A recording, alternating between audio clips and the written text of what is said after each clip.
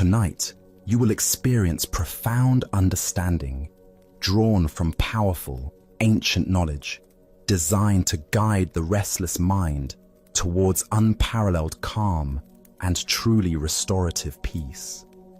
Feel free to share what time it is and where you are listening from. I will share a curated selection of profound Buddhist stories and Zen koans, insights that peel back the layers to reveal the subtle art of mental freedom and emotional liberation. Each narrative holds a potent, transformative teaching that can fundamentally alter your perception of stress, agitation, incessant thought, and the ceaseless quest for external fulfillment. These aren't simply stories to drift off to. They are carefully guarded instructions, handed down by masters who grasped a profound truth many have lost. That genuine tranquility isn't found by rearranging the world around you, but by realigning your inner landscape. As the great Zen master Dogen said, to study the way is to study the self. To study the self is to forget the self. To forget the self is to be enlightened by all things. Through the course of our shared listening, you'll discover precisely how these ancient transmissions can illuminate your path. As we journey through these remarkable tales, you'll feel a subtle yet powerful shift take hold. The clench of anxiety will gently ease its grip. The constant hum of your thoughts will begin to recede. You'll find yourself effortlessly settling into a state of deep insight and profound tranquility. So, allow yourself to sink deeply now. Let your body yield to whatever cradles you. Take one deliberate breath with me, and as you release it, know that you are about to receive wisdom that has always been here, patiently awaiting your presence. Let us explore a story about the profound difference between resistance and acceptance. In the mountains where mist clings to ancient peaks, there stood a monastery where Zen master Baizhang Huaihai taught his disciples the mysteries of awakening. For many days, an elderly figure had appeared among the monks during evening Dharma talks, arriving silently and departing when the others did. His presence seemed natural, unremarkable, until one evening when all the monks had filed out into the cool mountain air, he remained. Baizhang approached the solitary figure, noting something otherworldly in his stillness. "Who are you, standing here before me?" the master asked, with gentle curiosity. The old man's eyes held depths of ancient sorrow as he replied, "I am not a man, though I appear as one. In a time long past, during the age of the Kashyapa Buddha, I served as head monk of this very mountain. An earnest student once approached me with a question that would seal my fate. Does an enlightened person fall under the law of cause and effect? In my arrogance, I answered definitively, no, they do not fall under such laws. For this single word of error, I was condemned to live as a wild fox for 500 lifetimes, watching seasons turn from forest floors, never able to return to human form." The old man's voice trembled with the weight of centuries. "Master, I beg you to speak a turning word that might release me from this bondage." He then posed the same fatal question. Does an enlightened person fall under the law of cause and effect? Baizhang looked deeply into the old man's eyes, seeing both the monk he had been and the fox he had become. With calm certainty, he replied, "An enlightened person is one with the law of cause and effect." Upon hearing these words, the old man's entire being seemed to transform. Tears of liberation flowed down his cheeks as he bowed deeply. "I am free," he whispered. "My body lies in a cave on the far side of this mountain. I ask that you honor it with proper funeral rites. The following dawn, Bai Zhang led his puzzled monks up the winding mountain path. Behind a cluster of rocks, his staff revealed the still form of a great fox. As incense smoke curled skyward, the master performed the funeral ceremony traditionally reserved for monks, honoring the spirit that had finally found its way home. The Buddha once said, "What we think, we become. What we feel, we attract. What we imagine, we create." This ancient wisdom illuminates the heart of Bai Zhang's teaching. The difference between being subject to and being one with, the unfolding of existence transformed 5 centuries of suffering into a moment of liberation. Why do we so often resist the natural laws that govern our existence? Zen Buddhism reveals that our suffering stems largely from our attempt to stand apart from life's fundamental patterns rather than flowing with them. The Fox monk's original error wasn't merely intellectual. It reflected a deeper human tendency to believe we can somehow transcend or escape the basic principles that shape all experience. When we declare ourselves exempt from cause and effect, we create what Buddhism calls the illusion of separation. We imagine ourselves as independent agents, disconnected from the web of interdependence that connects all phenomena. This fantasy of autonomy becomes a prison, cutting us off from the natural wisdom available when we recognize our fundamental unity with existence itself. Consider how this pattern manifests in daily life. When we resist aging, we suffer more than aging itself causes. When we fight against failure, we create additional pain beyond the disappointment. When we struggle against difficult emotions, we intensify them through our resistance. Each time we say, "This shouldn't be happening to me," we shoot ourselves with the second arrow of unnecessary suffering. The enlightened person doesn't escape cause and effect, but dances with it. They understand that freedom comes not from standing outside natural law, but from flowing so completely with it that there's no sense of separation between self and circumstance. As Zen teacher Suzuki Roshi taught, "You are perfect as you are, and you could use a little improvement." Both statements are simultaneously true when we stop fighting reality. Vietnamese master Thich Nhat Hanh spoke of this when he said, "Thanks to impermanence, everything is possible." When we truly accept that all phenomena arise and pass according to causes and conditions, we discover freedom within those very conditions. The fox's liberation came not from escaping natural law, but from embracing his complete participation in it. This understanding transforms our relationship to personal responsibility.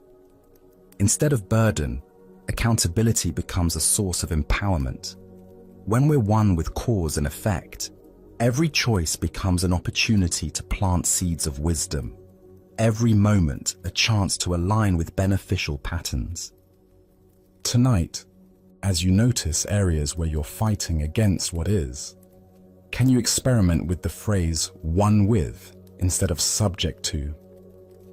Where in your life might you discover freedom not through resistance, but through complete acceptance of your participation in the great unfolding? As the Buddha taught, hatred does not cease by hatred, but only by love. This is the eternal rule. The eternal rule isn't a constraint, but the very fabric from which liberation is woven. As we continue our journey through the wisdom of Zen Buddhism, let us turn to a story about perceiving beauty within loss. In the mountain temple where Master Yunmen Wenyan resided, autumn arrived, with its familiar poetry of change. The ancient maples that had shaded the meditation halls through summer's heat now displayed their magnificent transformation, golden and crimson leaves dancing in the crisp air. A young monk, his heart heavy with the melancholy that often accompanies seasonal transition, sought out his teacher. The beauty of autumn stirred something sorrowful within him, a recognition of life's fleeting nature that he found difficult to bear. The falling leaves seemed to whisper of his own mortality, of all the losses he would inevitably face. Finding Master Yunmen sweeping the temple courtyard, the monk approached with his burden of questions.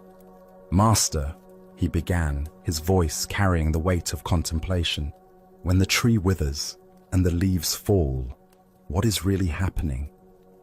I look at this beauty and feel only sadness. Why does nature's splendor remind me so powerfully of ending and decay?" The master paused in his sweeping, a gentle smile playing at the corners of his mouth. He looked up at the canopy above them, where leaves caught the afternoon sunlight like stained glass windows. In the distance, more leaves spiraled downward in their ancient dance, each one unique in its final journey.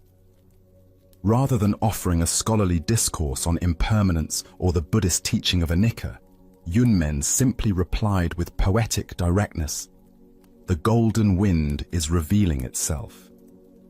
In that moment, the monk felt something shift in his perception. Where he had seen only ending, his teacher pointed to beginning. Where he had noticed only death, Yunmen revealed life expressing itself in yet another form. The autumn wind wasn't destroying the leaves. It was the season's own nature, manifesting perfectly, completely, without apology.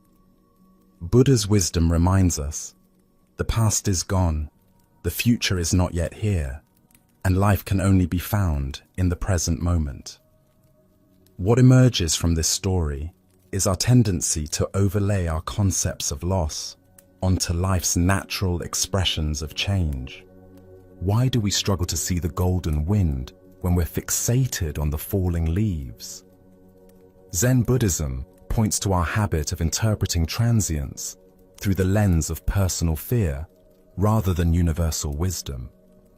We project our anxiety about our own impermanence onto every changing phenomenon, missing the vital energy that drives transformation itself.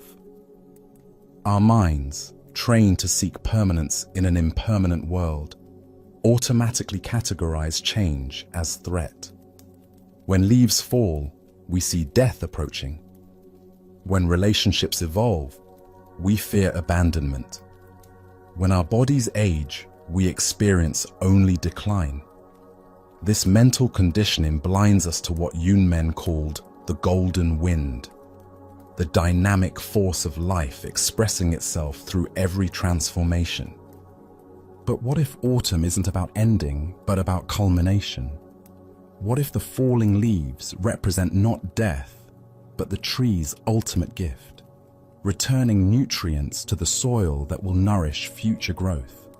The golden wind reveals that what appears to be loss is actually life's generous circulation of energy from one form to another.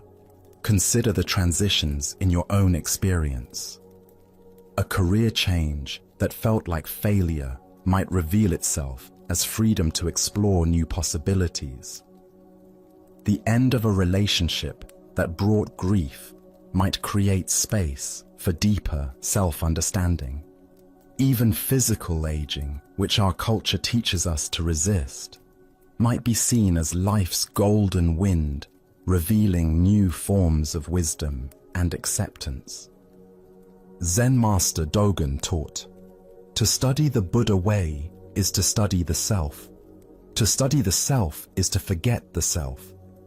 When we forget our small, fearful self that clings to unchanging forms, We recognize ourselves as expressions of the same golden wind that moves through all phenomena.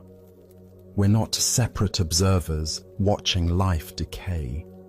We're life itself, dancing through countless transformations. This recognition transforms grief into gratitude. The leaves don't fall reluctantly, they release with perfect timing, each one a small celebration of completion. When we align with this natural rhythm, our own changes become less fearsome and more graceful. Vietnamese teacher Thich Nhat Hanh reminds us, thanks to impermanence, everything is possible. The golden wind that releases autumn's leaves also brings spring's blossoms. The same force that ages our bodies also deepens our capacity for wisdom and compassion. Tonight, as you observe changes occurring in your life or the world around you, can you look for the golden wind within apparent endings? Perhaps you'll notice new possibilities emerging from old forms, or recognize your own participation in life's endless creativity. The Buddha taught, all conditioned things are impermanent. Work out your salvation with diligence. The golden wind isn't something to be grasped or resisted, but recognized as the very medium through which awakening occurs. Our next story reveals the profound teaching that exists beyond the boundaries of words and concepts. In the monastery where Zen master Mazu Daoyi lived and taught, unconventional wisdom flowed like mountain streams, sudden, direct, and impossible to capture in containers of ordinary understanding. One morning, as mist still clung to the temple eaves, an earnest young monk approached the master with the burning question that had consumed his meditation practice. He had studied texts, memorized sutras, and analyzed commentaries, yet felt no closer to truth. Bowing respectfully before Mazu, he asked with genuine yearning, "Master, what is the essence of the Buddha's teaching? I have searched through volumes of scripture, but the words seem to obscure rather than illuminate. Please, show me the heart of the Dharma." Mazu looked at the monk with eyes that seemed to see both the questioner and the question as one seamless expression. Without hesitation, without preparation, without offering even a moment of conventional explanation, the master opened his mouth and released a tremendous shout that seemed to emerge from the very depths of existence itself. Ha! The sound exploded through the monastery like thunder, echoing off wooden beams and stone walls. Birds burst from the nearby trees in startled flight. Other monks in distant halls paused in their activities, hearts suddenly racing from the power of that unexpected roar. The young monk stood frozen, his carefully prepared questions scattered like leaves in a hurricane. In that moment of stunning silence that followed the shout, something profound had been transmitted, not through explanation or analysis, but through direct encounter with the raw energy of awakening itself. The monk remained speechless, his conceptual mind temporarily shattered by the immediacy of the experience. Later that day, another student, curious about what had occurred, approached the young monk. "I heard the master gave you a teaching this morning. What did he say to you?" Still somewhat dazed, the monk replied simply, "The master shouted at me." This second student, intrigued by such an unusual pedagogical method, sought out Mazu directly. "Master, I heard you shouted at the monk who asked about the essence of the teaching. Is this true?" "Yes," Mazu replied with characteristic directness. "But what was the meaning of your shout? What were you trying to communicate?" Instead of providing the analytical explanation the student expected, Mazu responded with another earth-shaking "Ha!" This time, it said, the student achieved immediate enlightenment. his mind suddenly released from the prison of conceptual thinking into the vast openness of direct realization. As the Buddha observed, all things arise from mind. When the mind is understood, all things are understood. The deeper teaching here shows us that true wisdom cannot be packaged in concepts, but must be experienced directly, beyond the mediation of thought. Why do we instinctively seek explanations for mystery, rather than allowing ourselves to be penetrated by it? Zen Buddhism reveals that our conceptual mind, while useful for navigating practical reality, becomes an obstacle when we try to use it to grasp the essence of existence itself. Like trying to capture the wind in a jar, our attempts to contain ultimate reality in thoughts and words inevitably fail. Mazu's shout cuts through what Zen calls the thicket of views, our elaborate mental constructions about reality that actually separate us from direct experience. The mind that asks, "What does this mean?" is the same mind that stands between us and immediate understanding. The shout doesn't answer the question. It dissolves the questioner. Consider how often we mistake the description for the experience itself. We read about love instead of loving, study maps instead of taking journeys, analyze meditation techniques instead of simply sitting in awareness.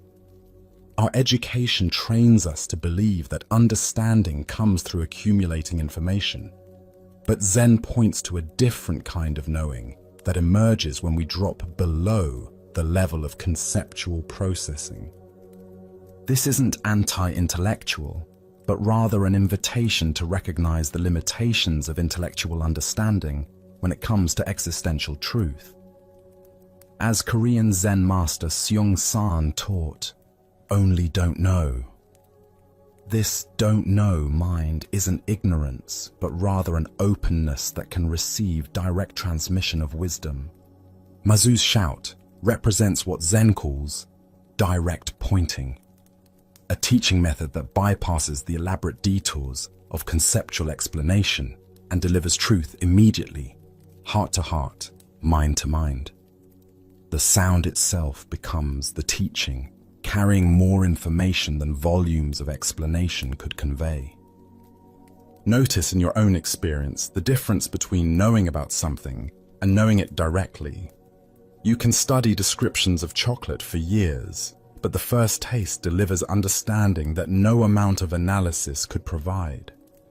Similarly, the essence of Buddha's teaching isn't contained in scriptures, but in the direct recognition of your own true nature. 20th century teacher Jiddu Krishnamurti expressed this when he said, "Truth is a pathless land." The pathless land can't be reached through maps and directions, but only through the willingness to step beyond the known into direct encounter with what is. Tonight, as thoughts about the meaning of your experiences arise, can you experiment with Mazu's approach? Instead of analyzing what your life means, can you simply shout "Ha!" and feel the aliveness that exists prior to interpretation? The Buddha taught, "Be a lamp unto yourself." The lamp illuminates not through explanation, but through its own luminous nature. Sometimes the most profound teaching is a wordless shout that shatters our assumptions and reveals the brilliant obviousness we've been overlooking. Let us now turn to a tale about the difference between collecting wisdom and embodying it.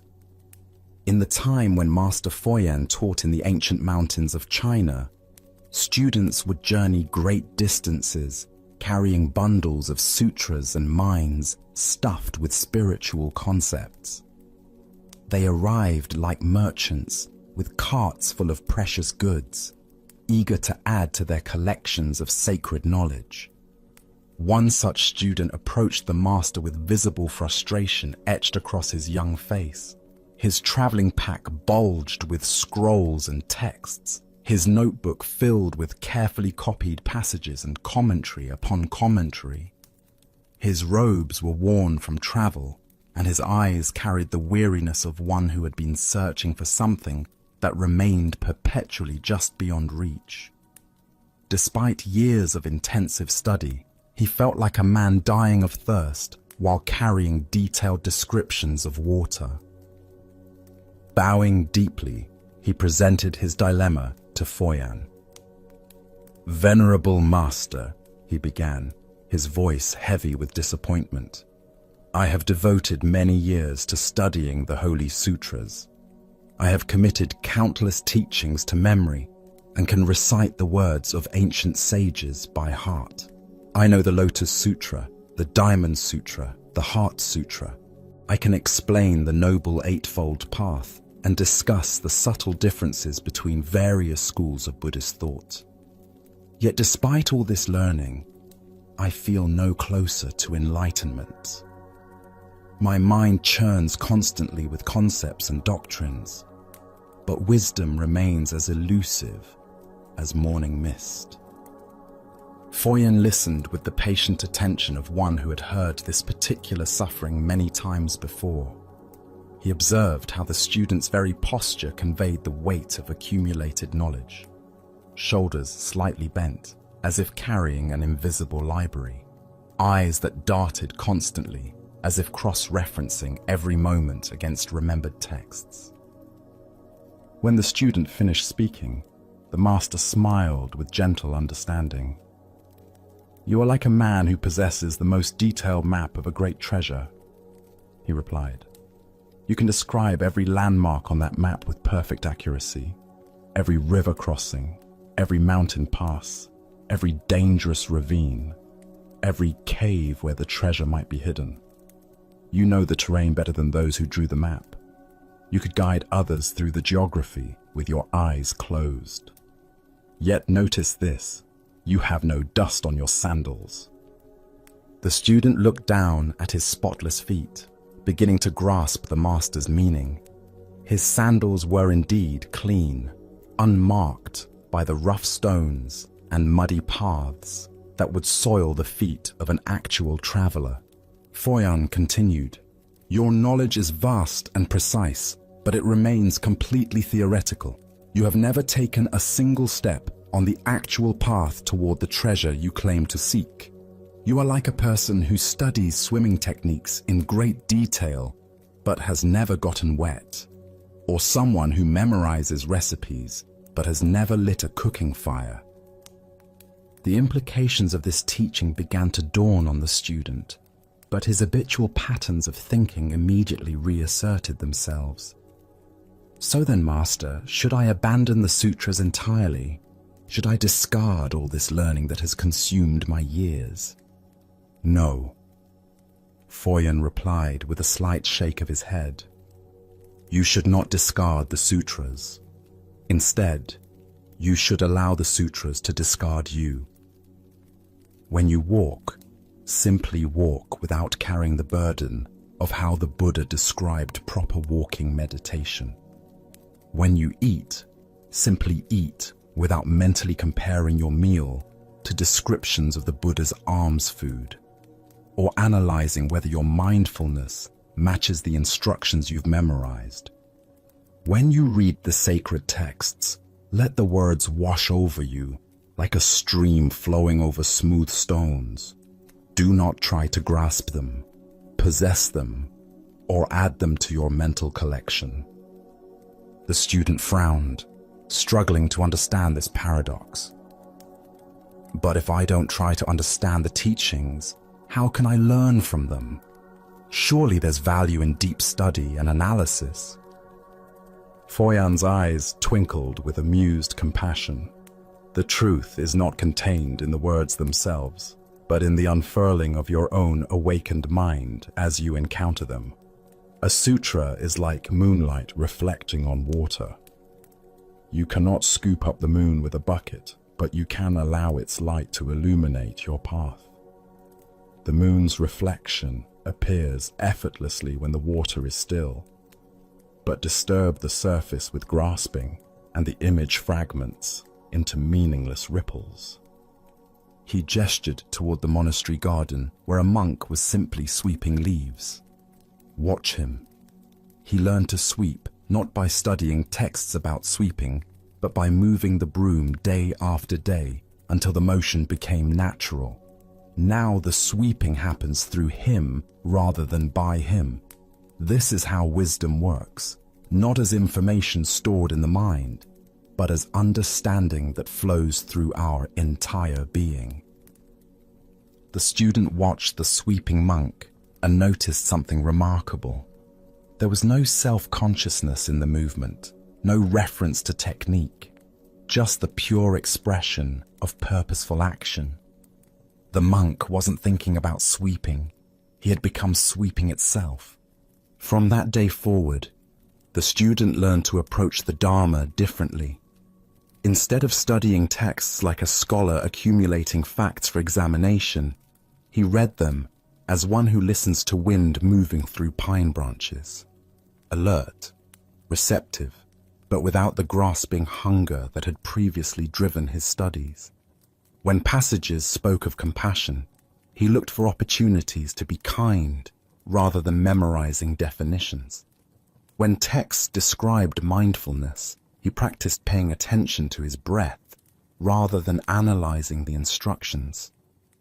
Gradually, he discovered that when he stopped trying to capture wisdom, it began to penetrate him naturally.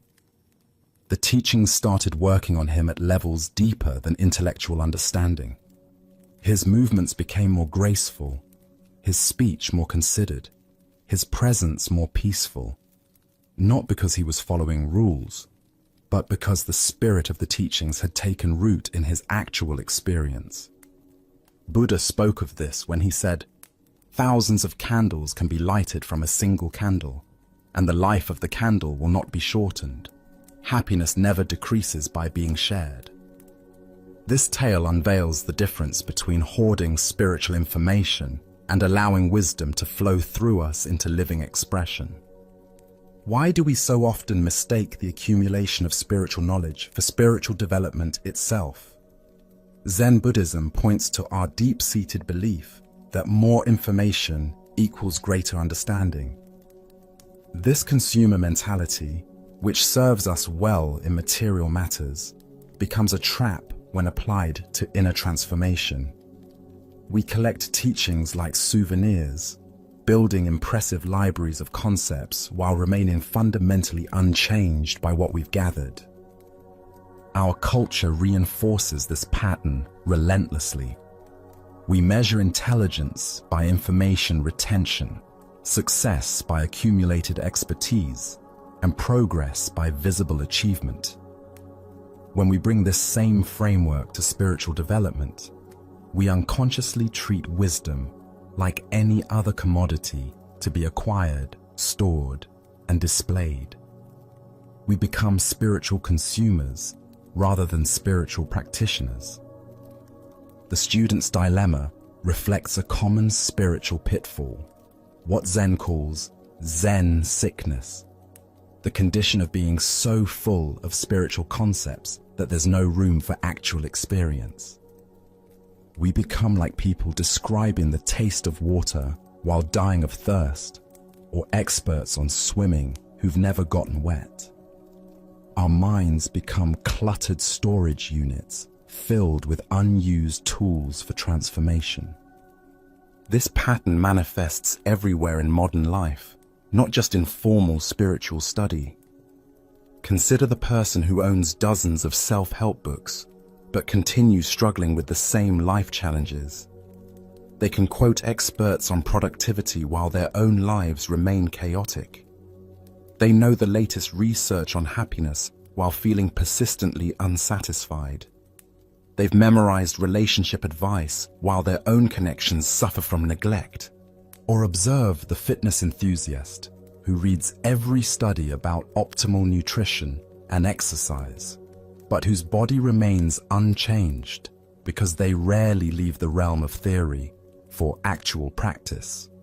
They can debate training philosophies endlessly, but lack the dust on their shoes that comes from consistent daily walks. The psychology behind this pattern runs deep. There's a genuine dopamine reward that comes from learning new information, creating the illusion of progress without requiring the discomfort of actual change. Reading about courage feels easier than acting courageously. Studying compassion seems safer than opening our hearts to difficult people. Analyzing mindfulness requires less vulnerability than sitting quietly with our actual anxieties. Furthermore, our ego finds clever ways to use spiritual knowledge as armor against genuine transformation. We can hide behind sophisticated concepts, using our understanding of non-attachment to avoid commitment, or our knowledge of impermanence to sidestep responsibility. The very teachings meant to liberate us become subtle forms of spiritual bypassing. True Dharma study requires what Buddhist teacher Pema Chodron calls beginner's mind. Approaching each text, each teaching, each moment of practice with fresh receptivity rather than the heavy expectation of our accumulated knowledge. When we read with beginner's mind, the words can work on us at levels deeper than intellectual understanding. But what does it actually look like to let the sutras discard you, as Foyan suggested? It means reading about patience and then immediately looking for opportunities to practice it with difficult people, rather than adding patience techniques to our mental filing system. It means encountering teachings on generosity and spontaneously offering help to someone in need, rather than analyzing different philosophical approaches to giving. When we study this way, transformation happens organically. A passage about letting go doesn't become another concept to memorize, but an invitation to release whatever we're gripping too tightly in that moment. Words about loving kindness don't remain abstract ideals, but inspire us to send a kind text to someone we've been avoiding. Korean Zen master Seung San taught, "Only go straight. Don't know mind. This is very important." The don't know mind isn't ignorance, but rather an openness that allows genuine learning to occur. When we approach teachings without the burden of our preconceptions, they can surprise us, challenge us, and transform us in ways our analytical mind never anticipated. The key insight in Foyan's teaching is that spiritual texts work on us most effectively when we stop trying to work on them. Like seeds planted in good soil, Dharma teachings germinate in the receptive ground of a mind that's present and undefended, rather than grasping and analytical. Tonight, as you encounter any form of wisdom, whether in books, conversations, or direct experience, can you experiment with letting it wash over you like a stream? Can you receive teachings without immediately trying to file them away in mental categories or convert them into practical applications? The Buddha taught, "Work out your salvation with diligence." But perhaps the most diligent work is learning to get out of our own way, allowing transformation to occur through receptivity rather than effort. True spiritual study leaves dust on our sandals and space in our minds. Now, let us explore a Zen story about the profound shift from seeking answers to embracing the fullness of life itself. In a monastery where ancient koans had been contemplated for centuries, a young monk found himself wrestling with perhaps the most famous riddle in all of Zen tradition. Day after day, month after month, he sat in meditation, attempting to penetrate the mystery of what is the sound of one hand clapping. His master observed the growing frustration that clouded the young monk's once peaceful countenance. The question had become an obsession, a mental knot that tightened with each passing day of fruitless contemplation. Where once there had been natural ease, in the monk's practice. Now there was only the grinding tension of a mind trying to solve what cannot be solved through thinking. One morning, after the monk had spent another sleepless night turning the koan over in his consciousness, like a key that refused to fit any lock, his teacher approached him with an unexpected instruction. "My dear student," the master said with gentle authority, "you will leave the monastery today. Go into the town below and remain there for 1 full week. During this time, I want you to forget completely about the koan. Do not think about one hand or its sound. Simply observe what presents itself to your senses. Walk, listen, watch, but make no effort to understand or achieve anything."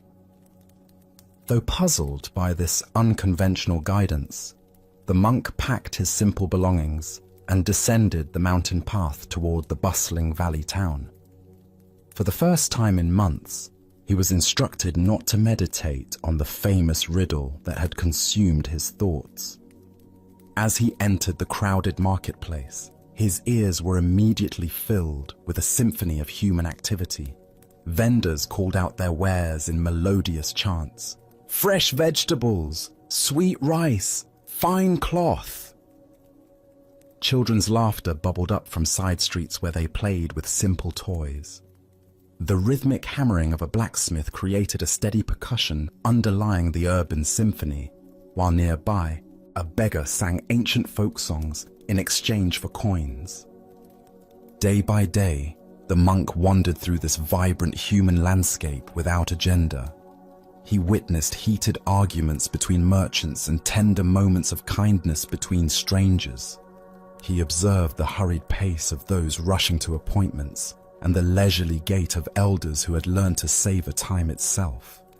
He felt the warmth of afternoon sun on his shoulders and the weariness that accumulated in his legs from hours of walking on cobblestone streets. Gradually, something began to shift in his perception. Without the pressure of seeking the answer to his koan, his awareness became more spacious, more receptive to the texture of immediate experience. He found himself simply present with whatever arose, no longer filtering reality through the lens of spiritual seeking.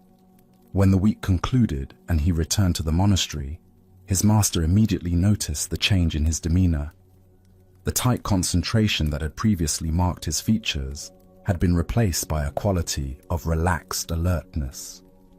"Tell me," the master asked, "did you discover the sound of one hand during your time in the world?" The monk was silent for a long moment, not searching for the right answer, but allowing his direct experience to find expression. Finally, he spoke with quiet certainty. "The sound of one hand is the joy in the rice seller's voice when he makes a sale. It is the perfect silence that exists between the blacksmith's hammer strikes. It is the warmth of sunlight touching my face and the honest tiredness that comes from walking many miles. The sound of one hand is not separate from the world. It is the world itself expressing its own nature." His master smiled with deep satisfaction. The young monk had finally stopped listening for something and had begun hearing everything. Ancient Buddhist wisdom tells us, when you realize how perfect everything is, you will tilt your head back and laugh at the sky. Here we discover that the deepest spiritual insights come not from intense seeking, but from the willingness to be fully present with ordinary experience. Why do we imagine that profound realization requires extraordinary circumstances? Zen Buddhism reveals that our very searching often becomes the obstacle to finding what we seek. Like someone frantically looking for glasses that are already resting on their nose, we exhaust ourselves pursuing what is immediately available in each moment. The monk's breakthrough illustrates what Zen teachers call ordinary mind is the way. The sound of one hand isn't a mystical phenomenon requiring special states of consciousness to perceive. It's the constant expression of life itself, audible to anyone willing to listen without the filter of expectation or the burden of spiritual ambition. Consider how this pattern appears in our own seeking. We meditate to achieve peace, while peace exists in the simple act of breathing. We study wisdom teachings to understand our true nature, while our true nature is the one who studies. We practice mindfulness to become present, while presence is what allows us to practice.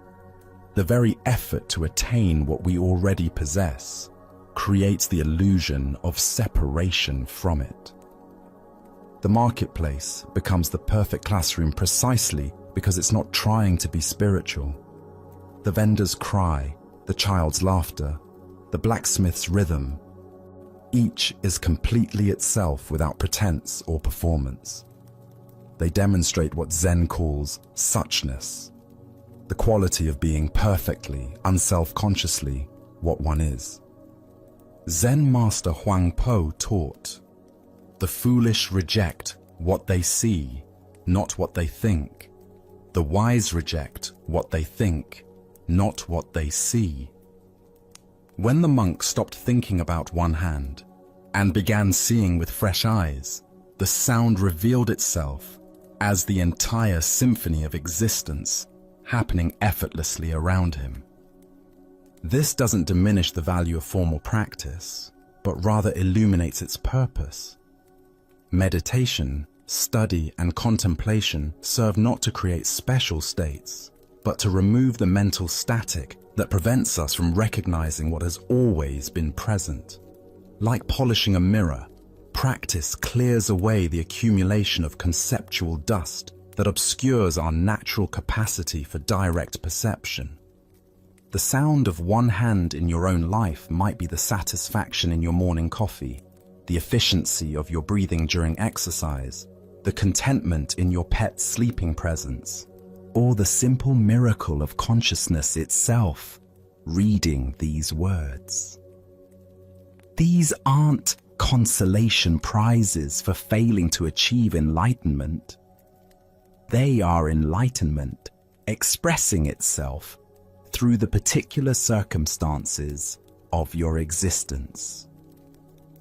Tonight, as you notice the countless sounds that surround you, perhaps the hum of electricity, the distant traffic, your own heartbeat, can you hear them as expressions of the same sourceless source that moves through all phenomena?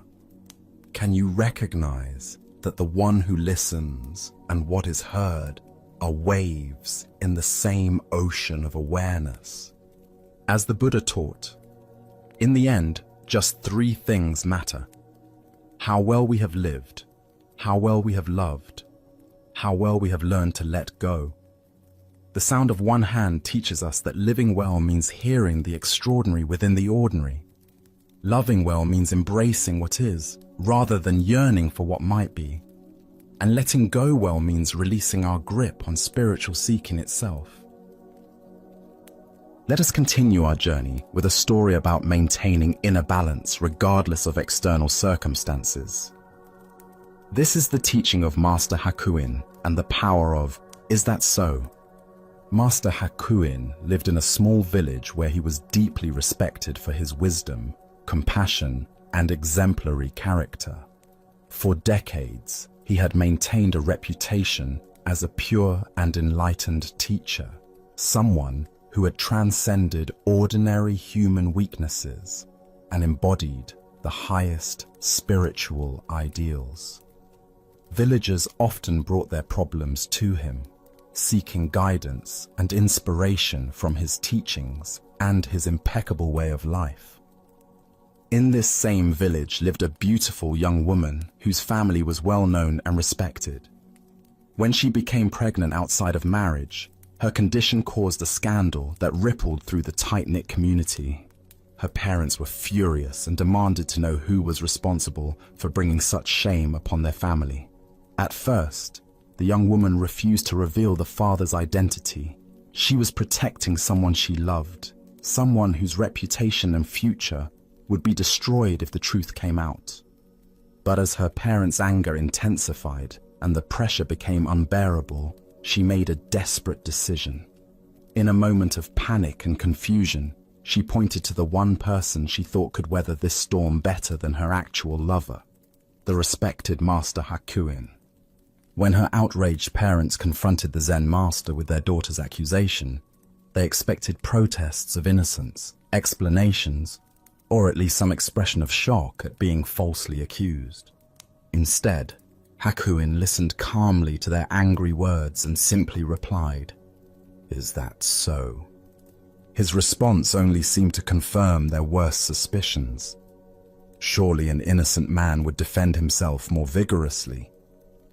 The scandal exploded throughout the village. People who had revered Hakuin as a saint now whispered that he was a hypocrite who had been living a lie.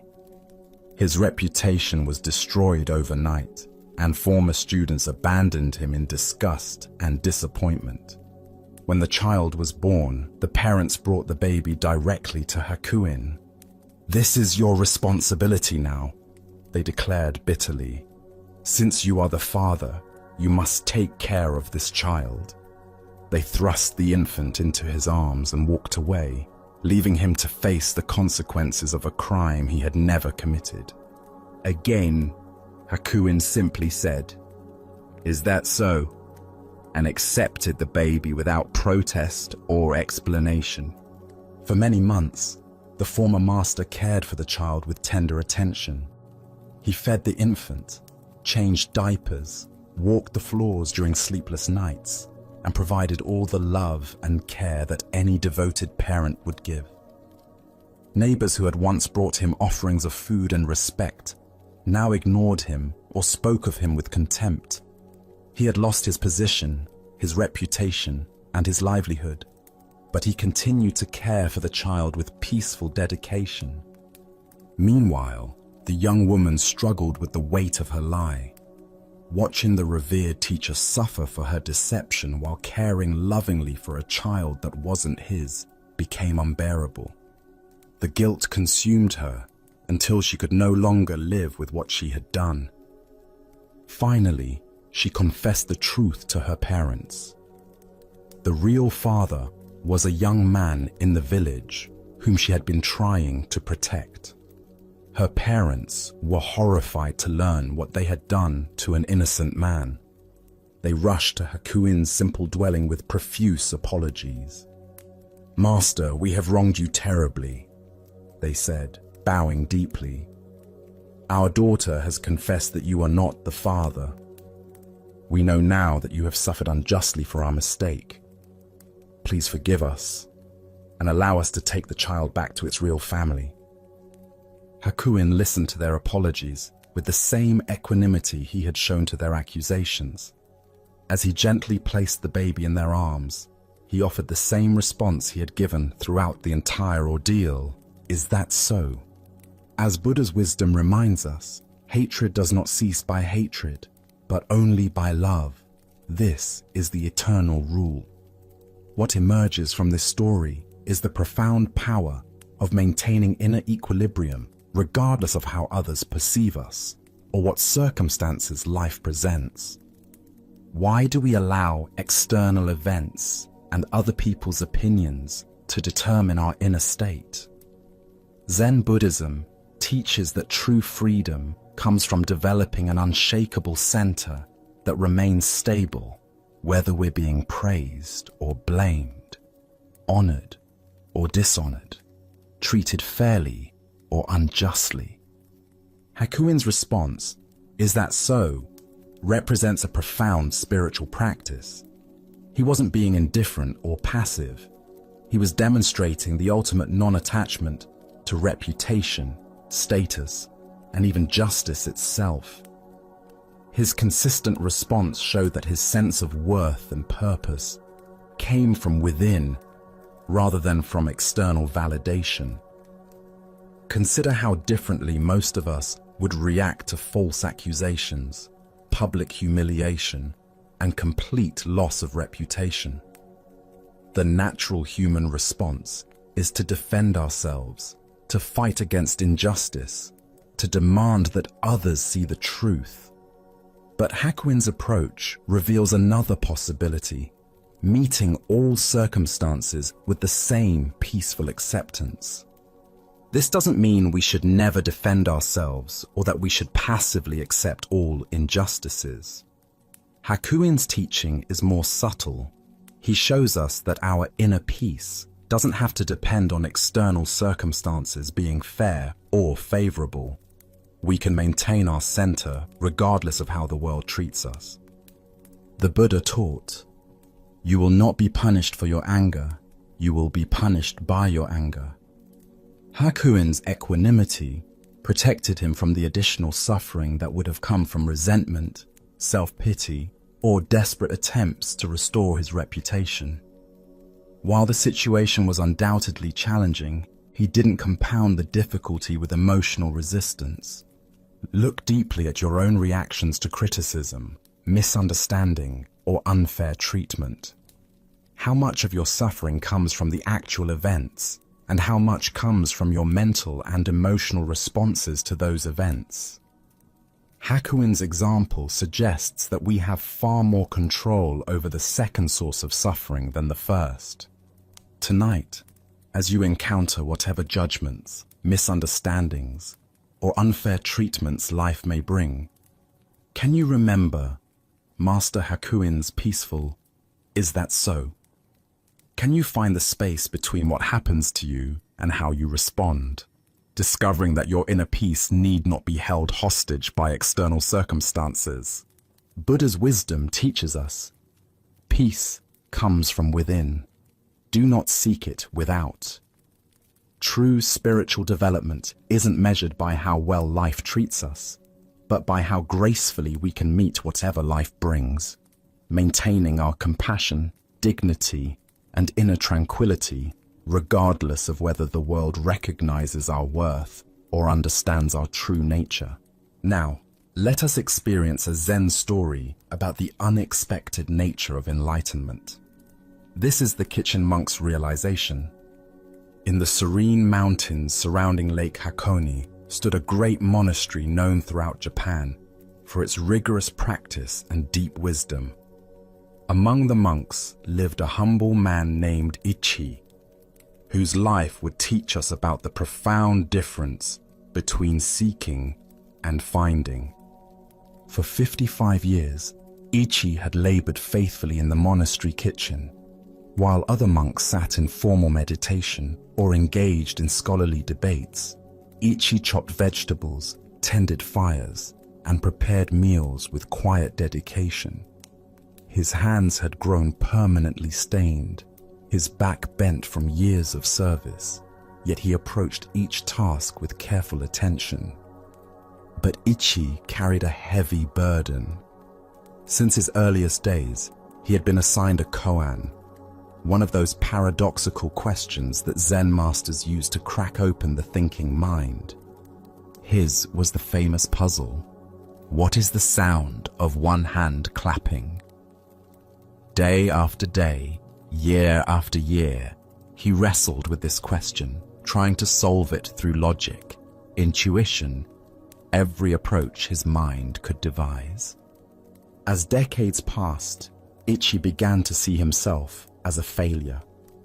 While other monks seemed to progress, receiving new koans or achieving insights their teachers acknowledged, Ichi remained stuck with his unsolved puzzle. He watched younger monks arrive and eventually surpass him in status and recognition. 55 years, he would whisper while stirring soup.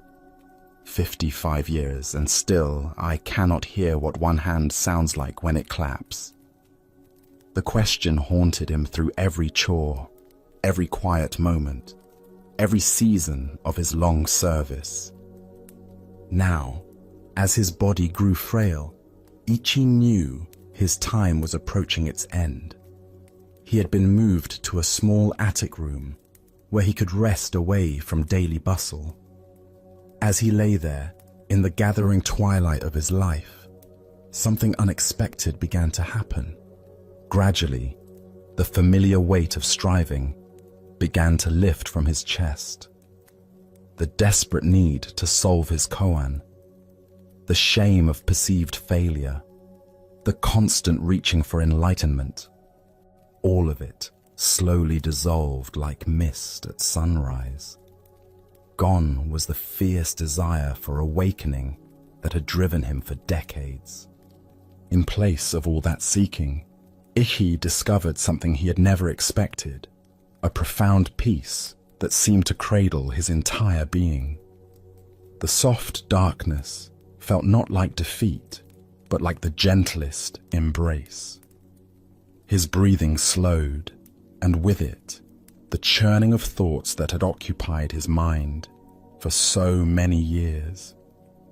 It was in this exquisite silence, when there remained no more questions nor need for answers, when even the need for breathing seemed to fade into quiet acceptance, that Ichi finally heard it. The whooshing silence of one hand clapping filled his awareness, not as a sound, but as the very nature of existence itself, the sound that had been present all along beneath all the noise of seeking.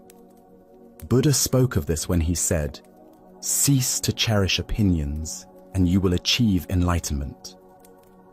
Here we discover that enlightenment isn't something we attain through effort, but something we uncover when the effort finally ceases.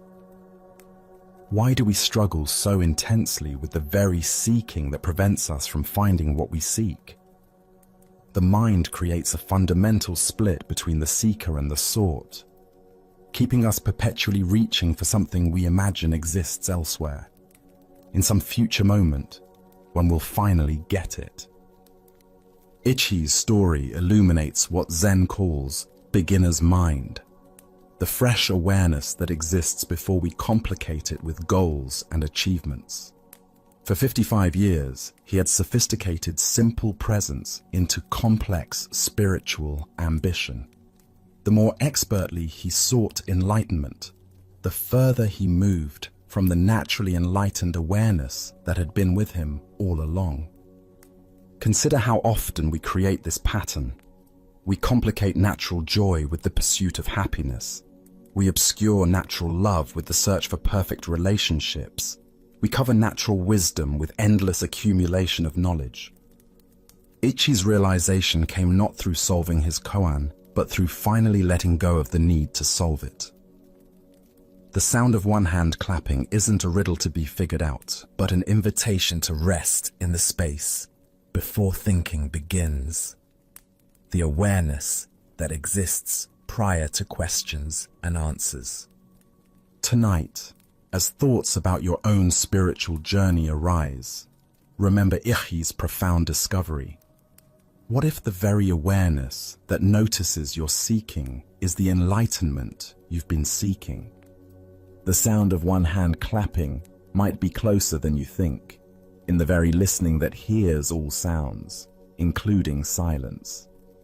As the Buddha taught, peace comes from within. Do not seek it without. Sometimes the greatest achievement is the willingness to stop achieving and simply rest in what has always been present. Let us continue on our journey with a teaching about the dangerous gap between conceptual understanding and lived experience. This is the story of the one-eyed monk and the silent debate. In ancient China, when traveling monks wandered from monastery to monastery seeking teachings and testing their understanding, a particular custom had developed among Zen communities. Before a wandering monk could receive lodging for the night, he had to engage in what was called Dharma combat, with either the abbot or a designated representative. This wasn't physical fighting, but a contest of spiritual wit and understanding, where profound questions and paradoxical answers revealed the depth of each participant's realization. At one renowned monastery nestled in bamboo forests, a travel-worn monk arrived as evening shadows began to lengthen across the courtyards. His robes were dusty from mountain paths, his straw sandals worn thin, but his eyes carried the alert brightness of someone genuinely seeking deeper understanding. The abbot, busy with evening duties, assigned his personal attendant to conduct the traditional Dharma encounter.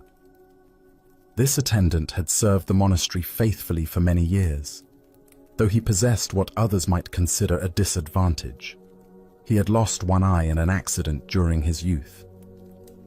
Despite this physical limitation, or perhaps because of the clarity it had brought to his inner vision, he had developed profound insight into the Buddha's teachings. When the two monks met in the monastery's formal reception hall, the traveling monk proposed something unusual. "Let us engage in silent debate," he suggested, gesturing with his hands to indicate they would communicate through gestures alone rather than words. Sometimes the deepest truths transcend language altogether. The attendant nodded agreement, and they began their wordless exchange. The wayfarer raised one finger toward the ceiling, holding it steady with an expression of calm confidence. Without hesitation, the attendant responded by raising two fingers. The traveling monk, seeming pleased by this response, then raised three fingers. At this, the attendant surprised him by making a tight fist and holding it firmly in the space between them. The traveling monk's confident expression faltered. For a moment, he stared at the clenched fist, his face showing confusion and something approaching alarm. Then, without attempting any further gestures, he bowed quickly and left the hall. Soon afterward, he found the abbot and spoke with obvious respect and disappointment. "Venerable Sir, your representative is far too advanced for me. I must continue my journey rather than presume to stay in your monastery tonight." The abbot raised his eyebrows with interest. "Please, tell me what transpired in your exchange." "Well," the traveler explained earnestly, "I began by holding up one finger to symbolize the Buddha, the awakened one who showed us the path to enlightenment. But your monk immediately responded with two fingers, indicating the Buddha and the Dharma, both the teacher and the teachings he offered. So I raised three fingers to represent the complete triple gem: the Buddha, the Dharma, and the Sangha, the community of practitioners. But then he held up a clenched fist to show that all three are actually one unified reality. His understanding is clearly beyond mine, so I must seek instruction elsewhere before I could be worthy of staying here." The abbot listened to this interpretation with growing surprise, for he knew his attendant's character well. As the traveling monk departed into the gathering dusk, the attendant himself appeared, visibly agitated and breathing hard from running. "Where is that insolent rascal?" he demanded, his single eye blazing with indignation. "I've been looking everywhere for him. The nerve of that man. I've never encountered such rudeness disguised as spiritual inquiry." "What exactly happened?" the abbot asked, genuinely curious now about what had transpired between these two very different interpretations of the same event. "First," the attendant explained, his voice rising with remembered offense, "he insulted me by holding up one finger to indicate that I had only one eye. Can you imagine? Here I thought we were engaging in spiritual discourse, but he immediately drew attention to my physical limitation. Determined to remain polite despite such crudeness, I held up two fingers to acknowledge that he was blessed with two eyes. I was trying to show that I bore him no ill will for his thoughtless comment." The attendant paused to catch his breath, his agitation increasing as he continued. But the scoundrel wasn't satisfied with that insult. Next, he held up three fingers to rub it in further, indicating that between the two of us, there were only three eyes total.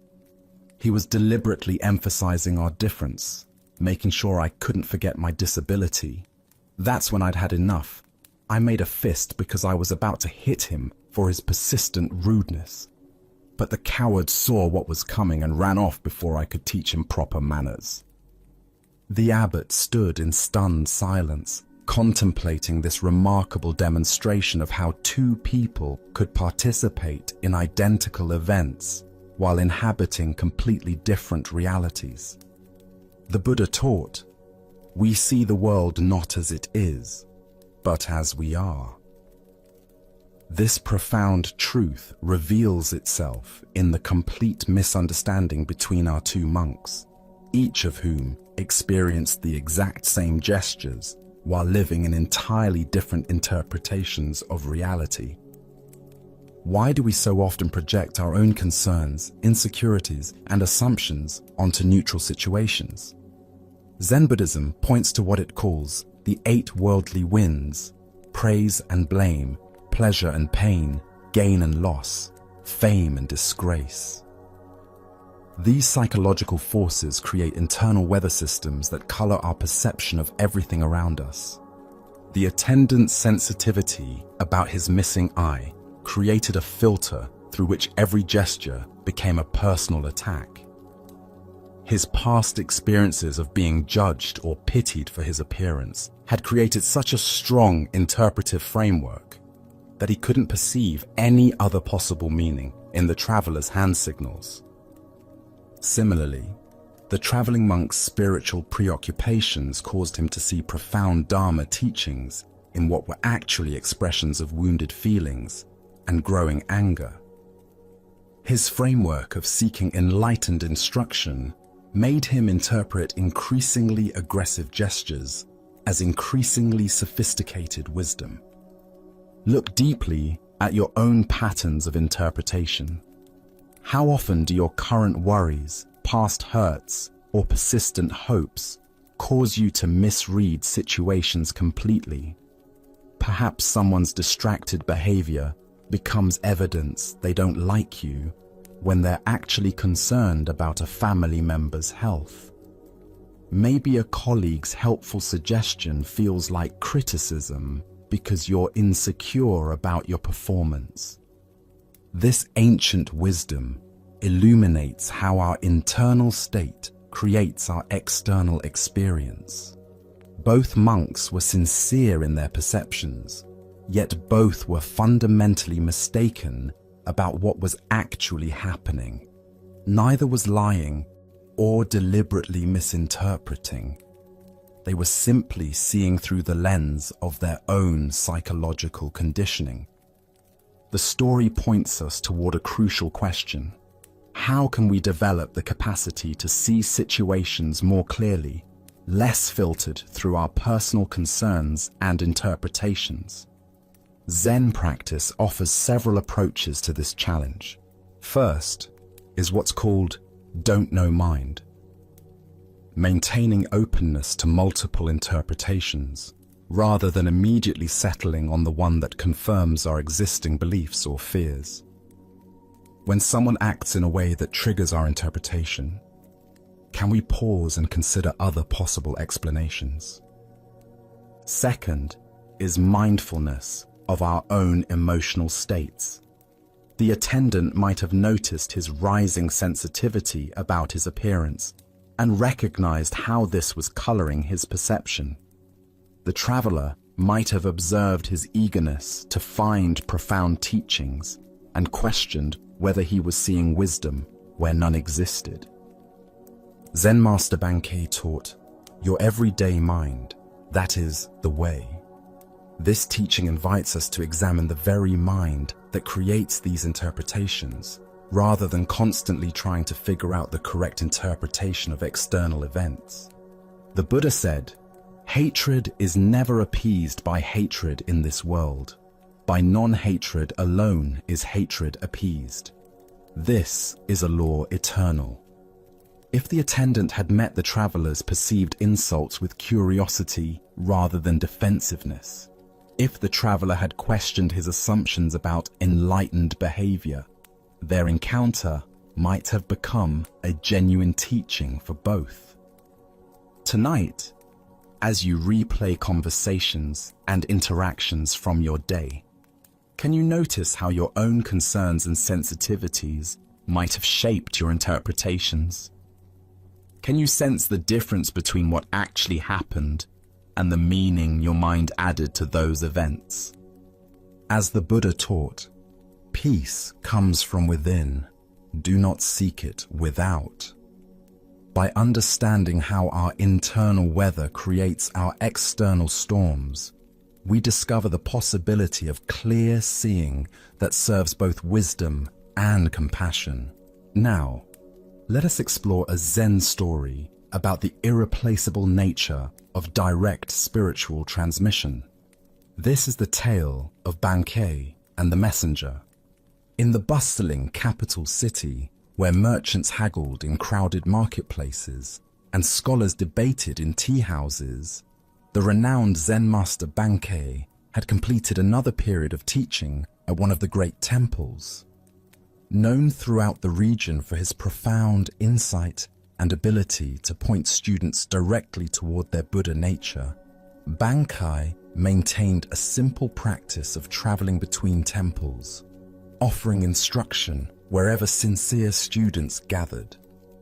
As the master prepared to depart for his next destination, carefully folding his few possessions into a traveling bundle, a well-dressed gentleman approached him with urgent politeness. The man's fine silk robes and careful manner suggested someone accustomed to moving in aristocratic circles, likely a retainer or aide to one of the noble families that supported the temple. "Venerable master," the gentleman said, bowing deeply, "I come with a request from the Baron, a man of great learning and sincere interest in your teachings. He has heard of your wisdom and wishes desperately to meet with you personally, but urgent matters have detained him today. Would you consider postponing your departure by one day so that he might have the honor of studying with you tomorrow?" Bankei, despite his eagerness to reach the next temple where students awaited him, recognized the genuine need in the request. The path of a teacher required flexibility and compassion, even when inconvenient. "Of course," he replied simply. "I shall remain one more day." The master unpacked his bundle and settled back into the temple quarters, spending the evening in quiet meditation and preparation for what he anticipated would be a meaningful encounter with a sincere seeker.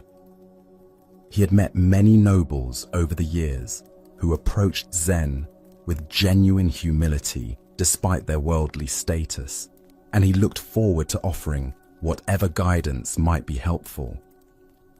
The next morning arrived with clear skies and the sound of temple bells calling the community to meditation. Bankei waited in his designated meeting room as the appointed time approached. But instead of the Baron himself, the same well-dressed gentleman appeared again, this time with obvious embarrassment written across his features. "Master," the man began, his voice heavy with apology, "I bring regrettable news. The Baron was called away on urgent business that could not be delayed, matters of state that demanded his immediate attention. However, he has not forgotten his desire for your teaching. He has asked me to serve as his representative, to receive your instruction on his behalf, and carry your wisdom back to him faithfully." The gentleman paused, clearly hoping this arrangement would prove acceptable. The Baron's specific question concerns the nature of mind itself. He wishes to understand, what is the true nature of consciousness, and how can one realize it directly? If you would share your teaching on this matter, I promise to convey every word exactly as you speak it. Bankei listened to this request with gentle attention, his expression remaining calm and compassionate. When the gentleman finished speaking, the master sat quietly for a moment, as if considering not just the question, but the entire situation, the absent seeker, the well-intentioned messenger, and the profound impossibility of what was being asked. Finally, Bankei spoke with characteristic simplicity and directness. This matter of Zen is difficult to convey even through direct question and answer between teacher and student meeting face to face. It becomes all the more difficult, indeed impossible, to transmit through a messenger, no matter how sincere or capable that messenger might be. Having delivered this response, the master said nothing more. He simply sat in silence, embodying the very teaching he had just articulated. The gentleman waited, perhaps expecting elaboration or alternative suggestions, but none came. Eventually, finding himself speechless and somewhat confused, the gentleman bowed politely and withdrew from the temple. The Buddha once said, "Be a lamp unto yourself." This profound truth reveals itself in Bankai's gentle but firm refusal to reduce Zen wisdom to a message that could be carried by proxy. Spiritual awakening cannot be transmitted second-hand because it is not information, but transformation.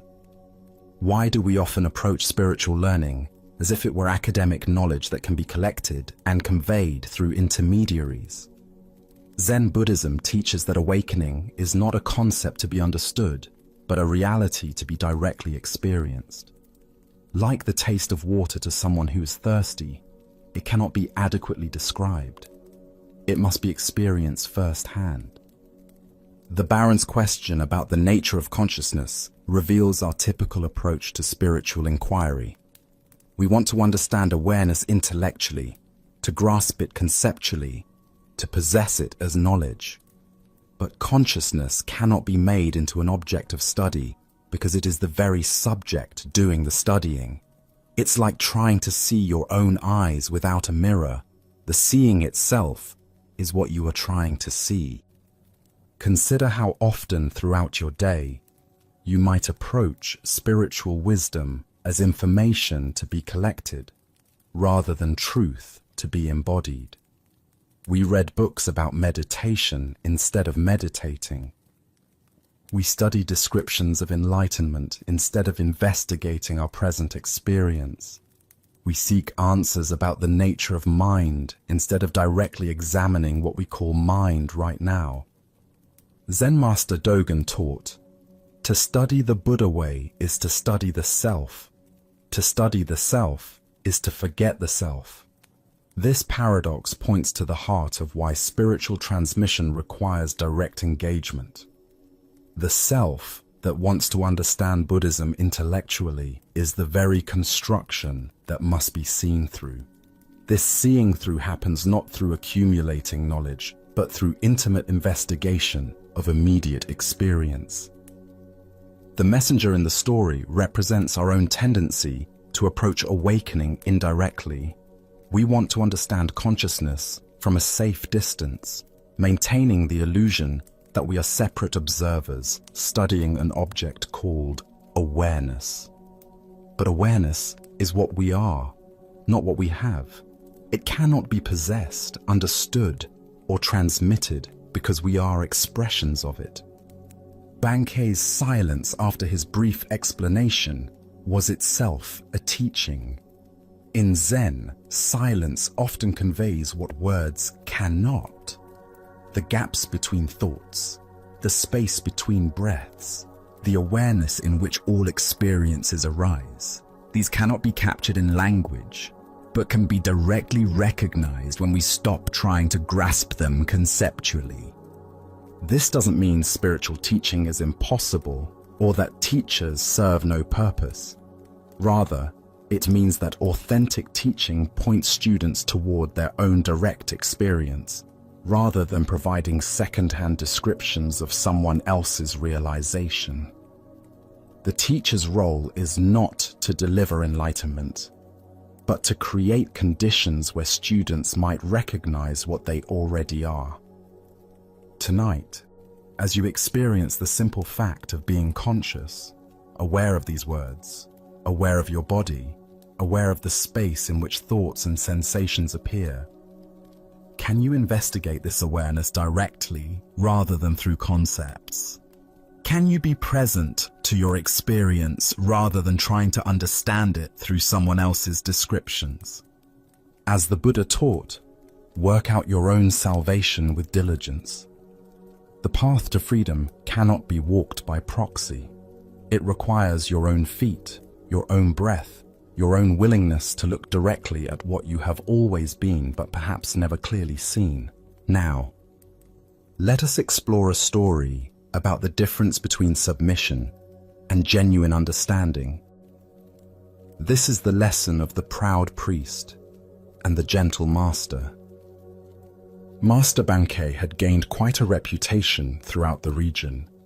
Unlike other teachers who filled their talks with complex philosophical arguments and lengthy quotations from ancient texts, Bankei spoke directly from his heart to the hearts of his listeners. His words were simple but profound, accessible to farmers and scholars alike. People from all walks of life, merchants, servants, samurai, and monks, gathered to hear him speak about the natural peace that exists within every person.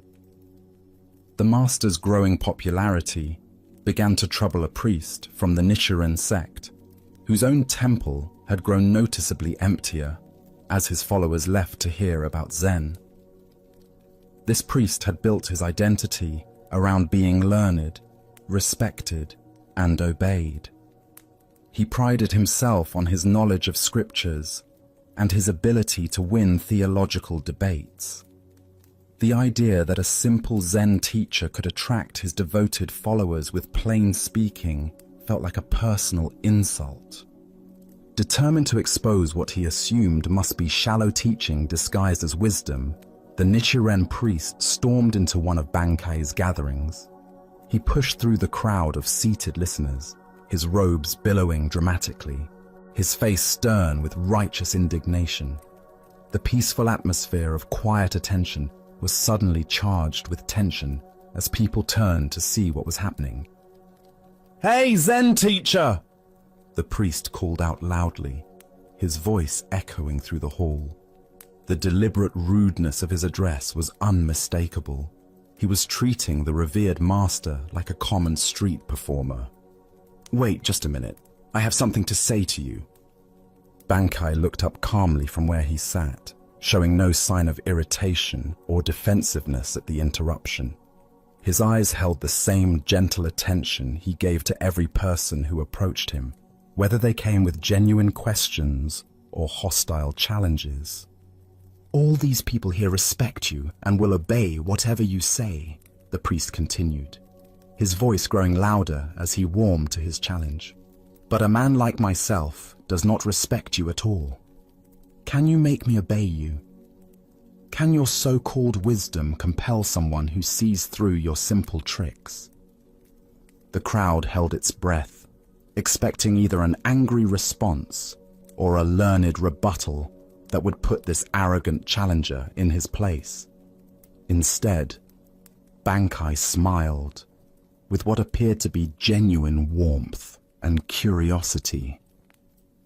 "Please come up beside me," the master said gently, "and I will show you."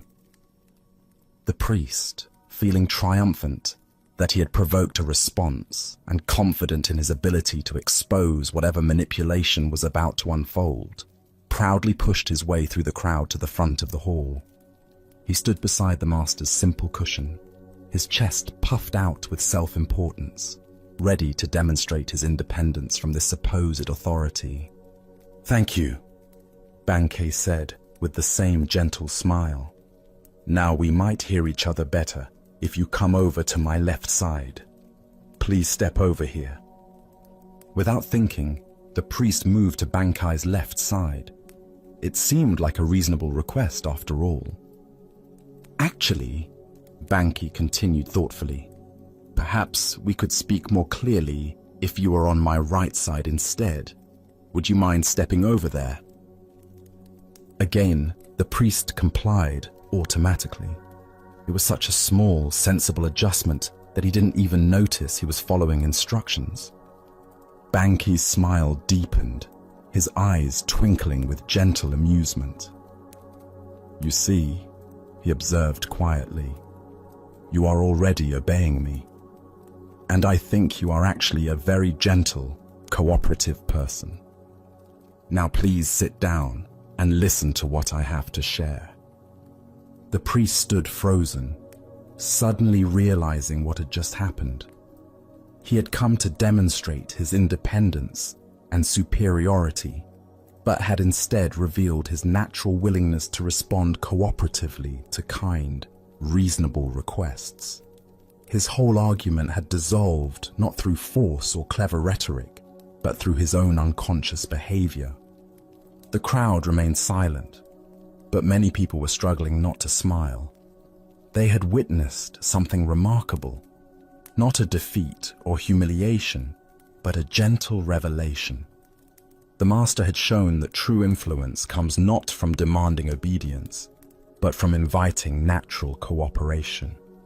The priest felt his anger and arrogance melting away, replaced by something he hadn't expected: curiosity.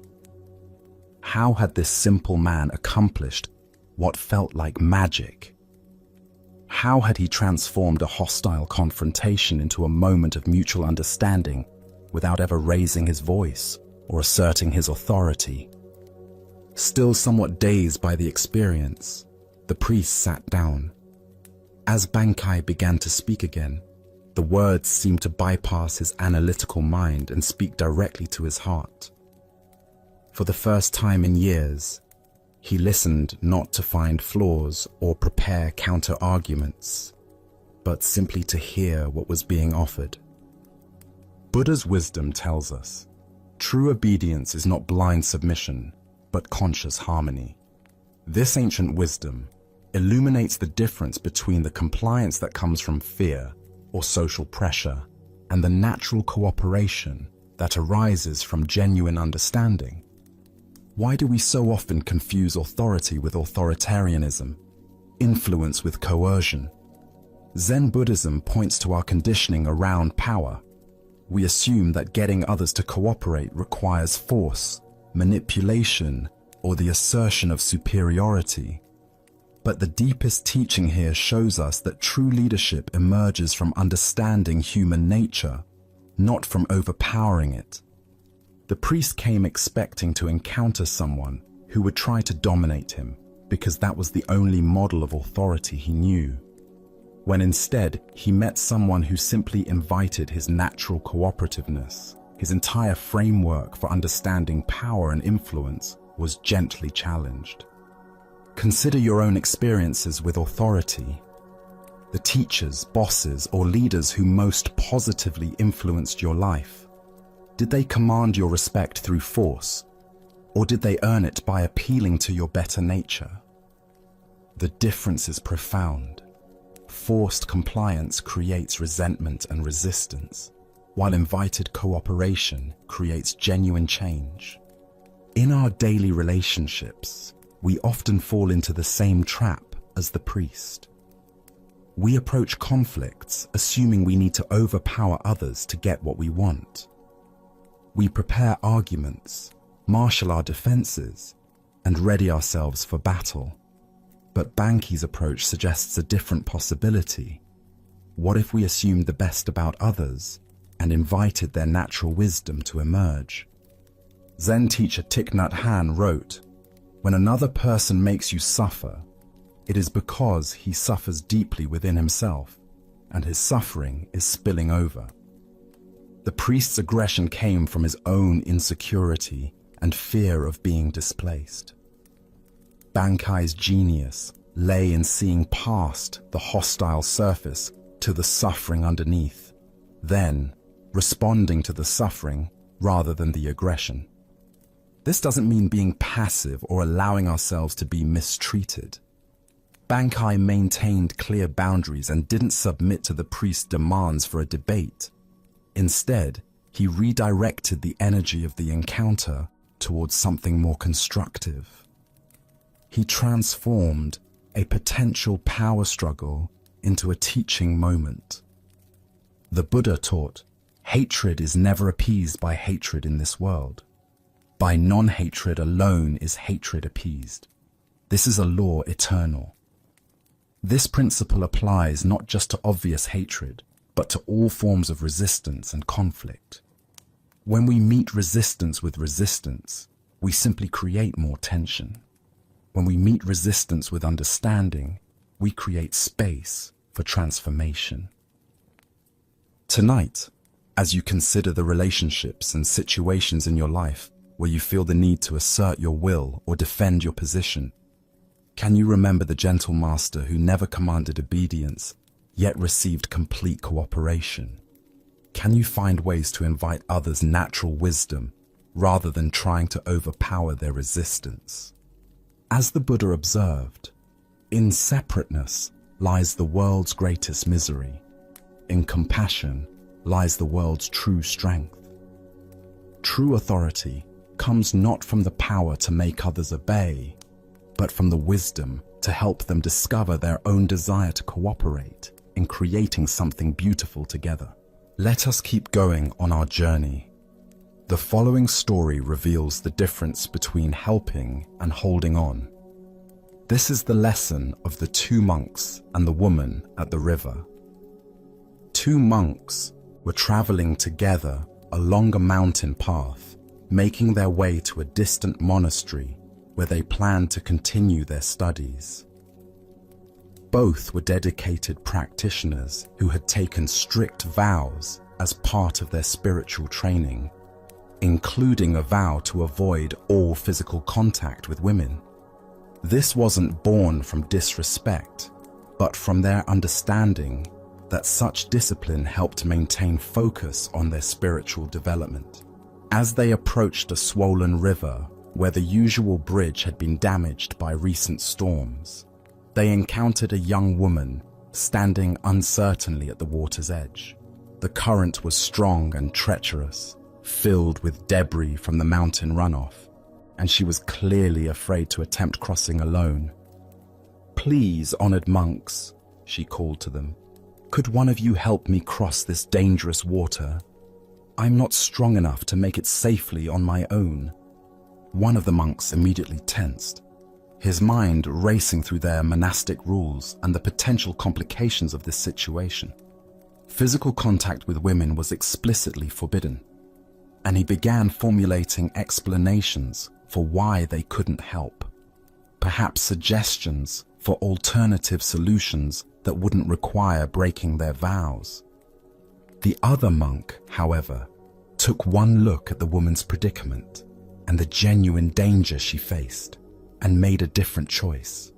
Without hesitation or lengthy deliberation, he walked to her side and gently lifted her onto his shoulders. He carried her carefully across the treacherous current, ensuring her safety with each step, and set her down gently on the far bank. "Thank you so much," she said gratefully, bowing to both monks before continuing on her way.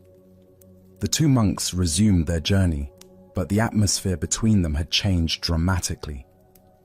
The first monk walked in increasingly agitated silence, his mind churning with thoughts about what he had witnessed. As the hours passed, his internal tension grew until finally he could no longer contain his distress. "Brother," he burst out, unable to hold his silence any longer, "I cannot understand your behavior back at the river.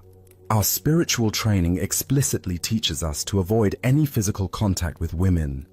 Yet you picked that woman up onto your shoulders and carried her across the water. How could you so blatantly violate our sacred vows?" His companion looked at him with gentle surprise and responded with perfect simplicity. "Brother, I set her down on the other side of the river hours ago, but you are still carrying her." Buddha's wisdom teaches us, holding on to anger is like grasping a hot coal with the intent of throwing it at someone else. You are the one who gets burned. This tale unveils the profound difference between compassionate action and mental attachment, between responding to present needs and carrying past events. Why do we often carry situations long after they've ended, replaying scenarios and nursing grievances that only exist in our own minds? Zen Buddhism reveals that much of our suffering comes not from what happens to us, but from our inability to release experiences once they've passed. The first monk's agitation demonstrates how rigid adherence to rules can sometimes conflict with the compassionate spirit that inspired those rules originally. His fellow monk saw a person in danger and responded with immediate kindness, then completely released the incident. But the first monk carried the event for hours, letting it grow heavier with each step. Consider your own tendency to replay past conversations, nurse old grievances, or mentally rehearse scenarios that have already ended. How much of your mental energy goes toward carrying situations that exist now only in memory? The woman crossed the river in minutes, but the monk carried her for hours through his own thoughts. This teaching applies to far more than dramatic violations of rules. We carry harsh words someone spoke years ago, mistakes we made decades past, embarrassing moments that no one else even remembers. Meanwhile, the present moment, rich with possibility and actual experience, goes unnoticed because we're too busy carrying ghosts from the past. In Zen practice, we learn to distinguish between appropriate action and unnecessary attachment. The second monk helped when help was needed, then moved on completely. He didn't dwell on whether he'd made the right choice, worry about others' opinions, or replay the incident endlessly in his mind. Zen master Thich Nhat Hanh taught, thanks to impermanence, everything is possible. The river crossing was impermanent. It began, served its purpose, and ended. Only the first monk's attachment to the event gave it ongoing existence in the form of mental suffering. The Buddha said, "Let go of what has passed. Let go of what may come. Let go of what is happening now. Don't try to figure anything out. Don't try to make anything happen. Relax, right now, and rest." This teaching points directly to the freedom available when we stop carrying experiences beyond their natural lifespan. Look deeply at what you might be carrying unnecessarily. Old resentments, past failures, conversations that upset you, decisions you regret. All of these exist now only because you continue to pick them up and carry them. What would it feel like to set them down? The irony is profound. The monk who actually broke the rule experienced no suffering from it, while the monk who maintained perfect rule observance created hours of agitation for himself. This reveals that suffering often comes not from our actions, but from our thoughts about our actions. Tonight, as you notice your mind returning to past events, old grievances, or situations that have already ended, can you remember the wise monk's example? Can you practice setting down whatever you've been carrying unnecessarily, discovering the lightness that comes from traveling through life without the burden of yesterday's experiences? As Buddha's wisdom reminds us, in the end, only three things matter: how well we have lived, how well we have loved, how well we have learned to let go. True spiritual practice isn't about perfect rule following, but about responding appropriately to what's actually present, then releasing it completely to make space for whatever comes next. As we continue our journey through the wisdom of Zen Buddhism, let us turn to a teaching about the temporary nature of all our possessions and positions. This is the story of the inn that calls itself a palace. In ancient India, a renowned spiritual teacher had spent many years wandering from village to village, sharing the Buddha's teachings with anyone who would listen. His reputation for wisdom and compassion had spread throughout the land, reaching even the ears of kings and nobles. One day, during his travels, he arrived at the capital city of a great kingdom. where a magnificent palace rose above the bustling streets like a jeweled crown. The palace was truly a wonder to behold. Its walls were constructed of the finest marble, inlaid with precious stones that caught and reflected the sunlight in brilliant cascades of color. Gardens filled with exotic flowers and flowing fountains surrounded the structure, and guards in gleaming armor stood at attention throughout the grounds. It was clearly the dwelling of someone who commanded immense wealth and power. The spiritual teacher approached the main entrance with the same calm dignity he brought to every encounter, whether with kings or beggars. The guards, recognizing him by his simple robes and serene presence, made no move to stop him. Word of his arrival had preceded him, and they had been instructed to allow him passage. Walking through corridors lined with silk tapestries and golden statues, the teacher made his way directly to the throne room, where the king sat upon an elaborately carved chair elevated above the marble floor. Courtiers in fine clothes gathered around the throne, their jeweled ornaments glinting in the light from tall windows. The king, a middle-aged man wearing robes of deep purple silk and a crown of gold and diamonds, looked up as the teacher entered. He had been expecting this visit, though he wasn't entirely sure what to expect from their encounter. "What do you want?"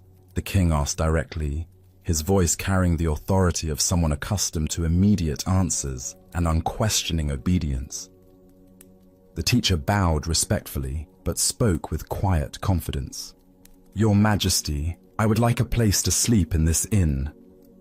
A ripple of surprise moved through the assembled courtiers.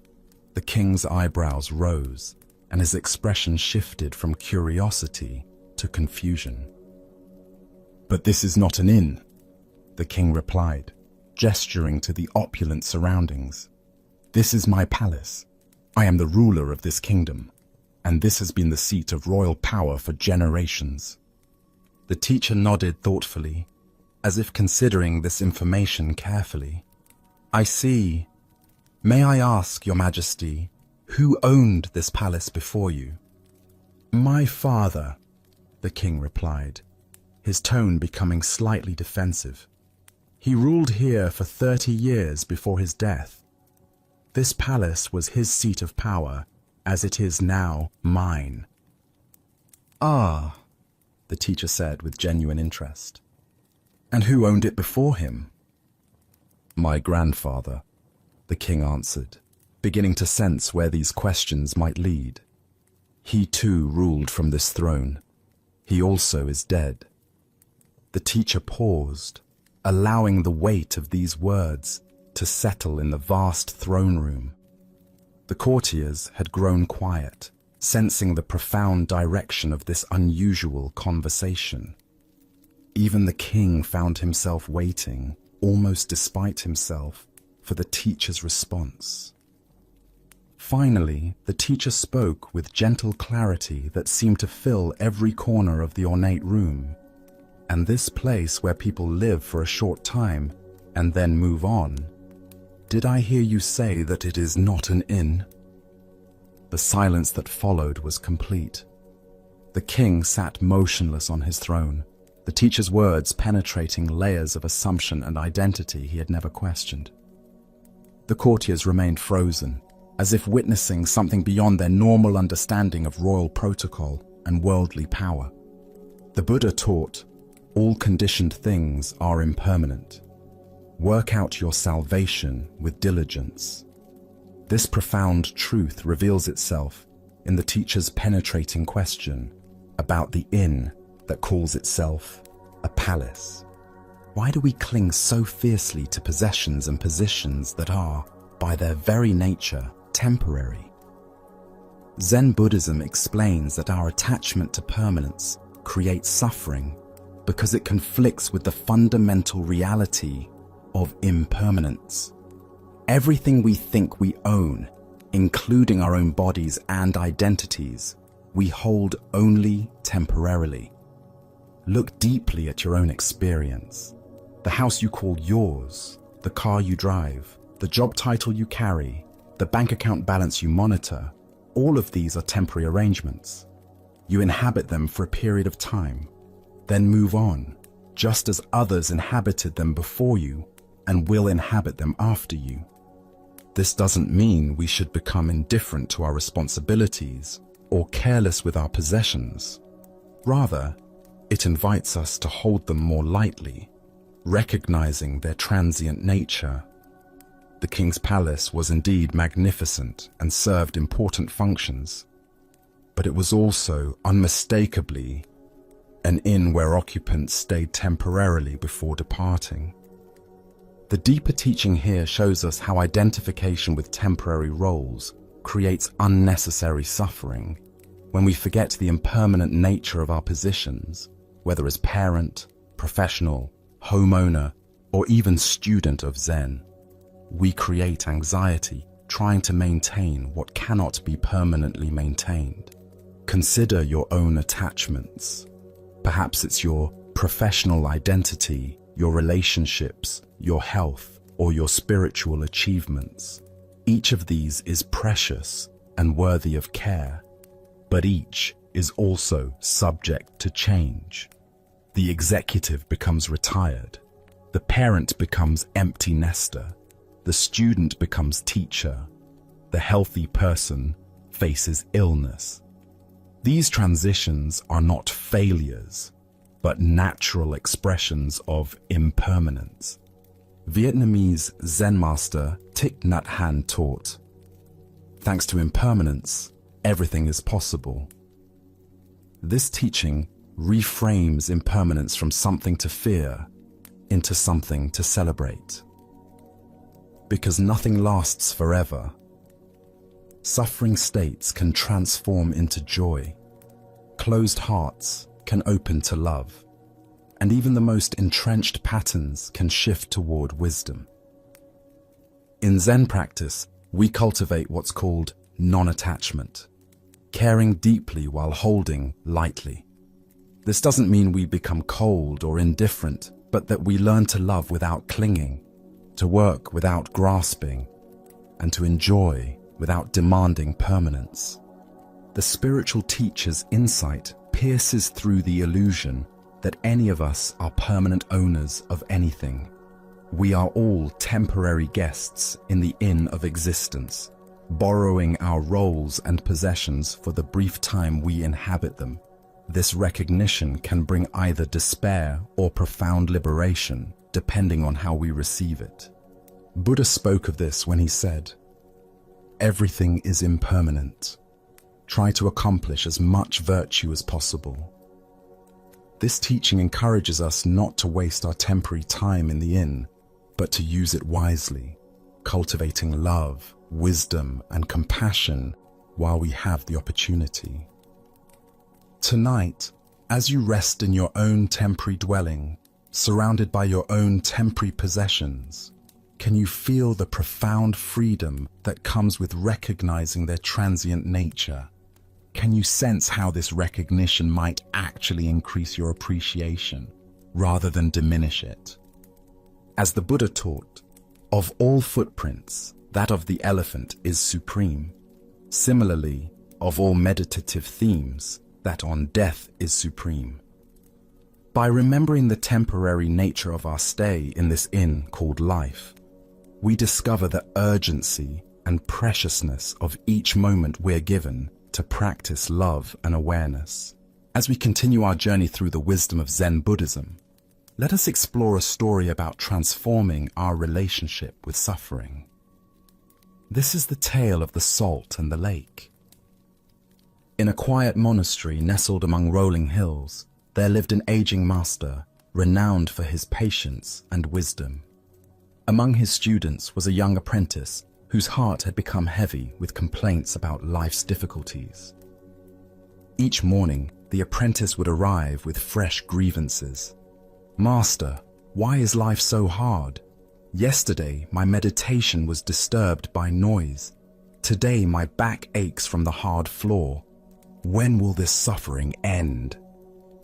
His voice carried the weight of someone who had catalogued every small discomfort until they had grown into an overwhelming burden. The master listened with infinite patience, but as days turned to weeks, he recognized that words alone would not shift his student's perspective. One crisp morning, as golden sunlight streamed through their simple dwelling, the master made an unusual request. "My dear student," he said gently, "I need you to go to the kitchen and bring me some salt. Just a handful will suffice." The apprentice, puzzled by this simple task, nonetheless obeyed. He returned with cupped palms containing coarse white crystals.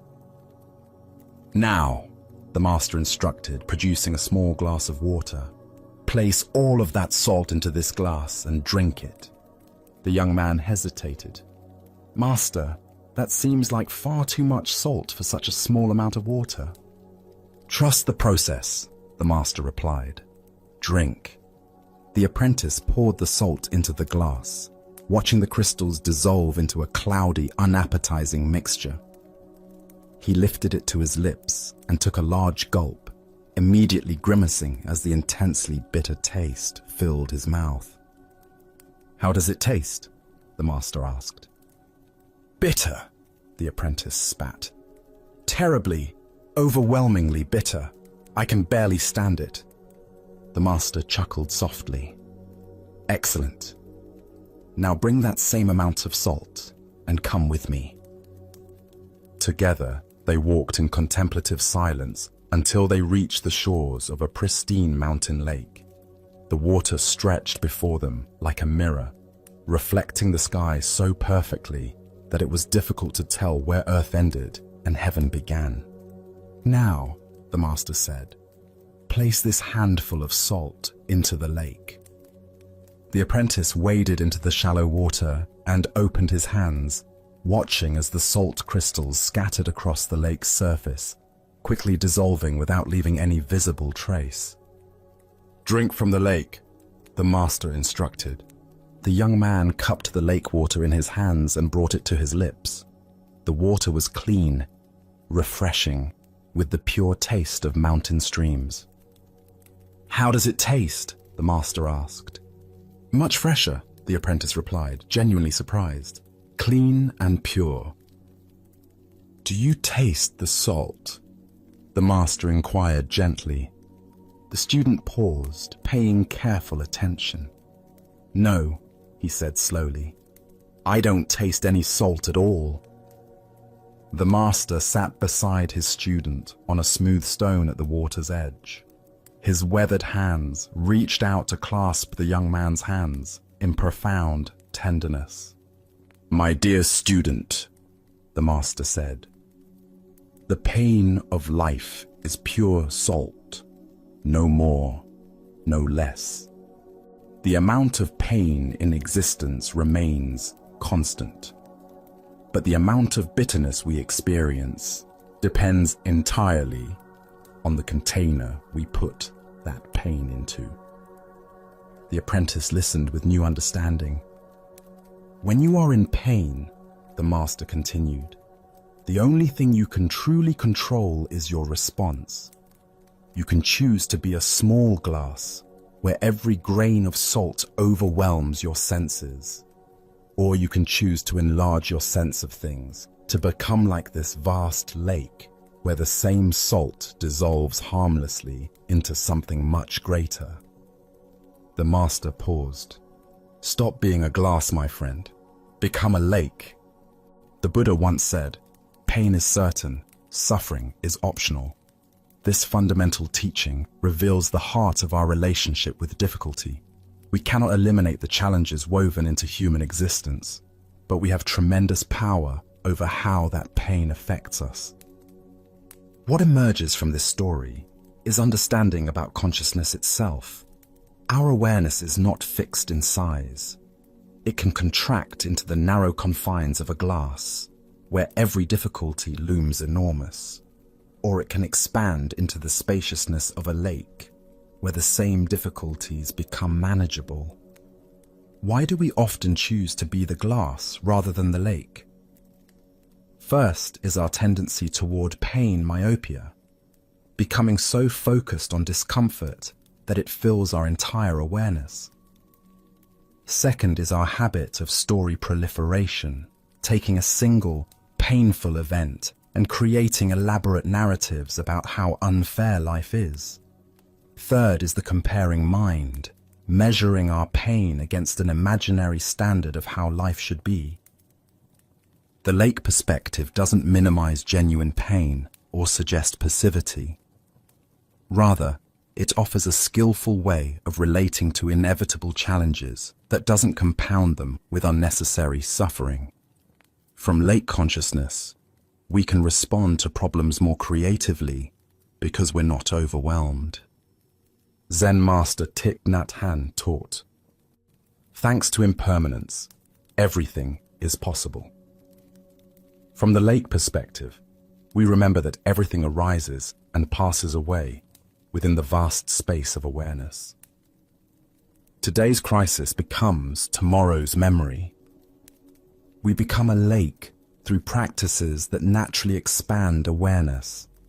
Meditation teaches us to rest in spacious presence. Gratitude helps us notice experiences beyond immediate difficulties. Service reminds us that our pain is part of shared human experience. Tonight, as you reflect on current challenges, can you sense the difference between experiencing them from glass consciousness versus lake consciousness? What would it feel like to allow your awareness to expand beyond the immediate intensity of difficulties to include the vast context of this moment? As the Buddha taught, if you want to know your mind, sit down and observe it.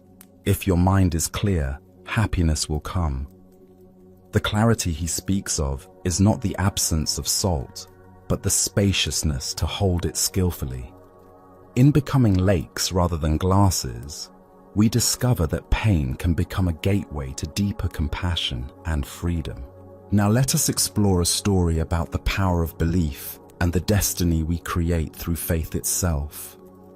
This is the tale of the general and the coin that revealed truth. A Japanese general faced an impossible situation. His army was greatly outnumbered by enemy forces. The terrain favored his opponents, and by every conventional measure of military strategy, the coming battle should result in devastating defeat. Yet something deep within him remained convinced that victory was possible. Perhaps it was intuition, perhaps it was desperate hope, but he felt certain that his cause was just, and his troops, though fewer in number, possessed a fighting spirit that could overcome the odds. The problem was his soldiers. They could count as well as he could, and they had eyes to see the massive force arrayed against them. Fear rippled through their ranks like a contagion. Doubt clouded their faces. Whispered conversations filled with pessimism spread through the camp, and the general could sense that their morale was crumbling before the battle had even begun. He knew that an army convinced of its own defeat would indeed be defeated, regardless of any other factors. Technical skill, superior weapons, even numerical advantage means nothing when soldiers have already surrendered in their hearts. But an army that truly believed in its victory could accomplish seemingly impossible things through the sheer force of that conviction. On the morning of the battle, as they marched toward their destiny, the general led his troops to a small religious shrine that stood beside the road. This was a place where countless warriors had stopped over the centuries to pray before facing uncertain fate. The general gathered his men around him and led them in earnest prayer, asking for divine blessing and protection in the coming fight. When the prayers were finished, the general reached into his pocket and withdrew a simple coin. He held it high so that every soldier could see it clearly.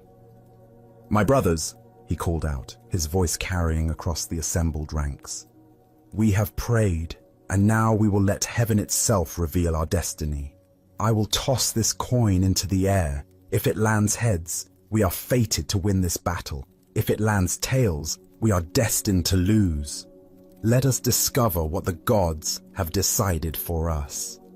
The soldiers pressed closer, their breathing shallow with anticipation. Everything seemed to depend on this single moment, this one flip of metals spinning through the morning air. The general tossed the coin high, and every eye followed its arc as it rose, hung suspended for an instant against the sky, then fell back, down to earth.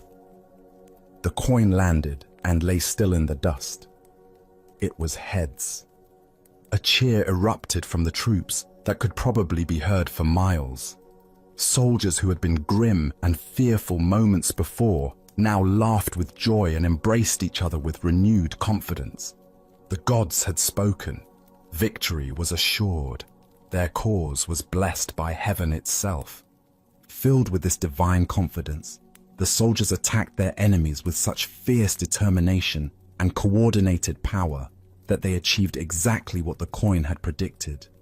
Against all odds, they won a decisive victory, routing forces much larger than their own and securing a triumph that would be remembered for generations.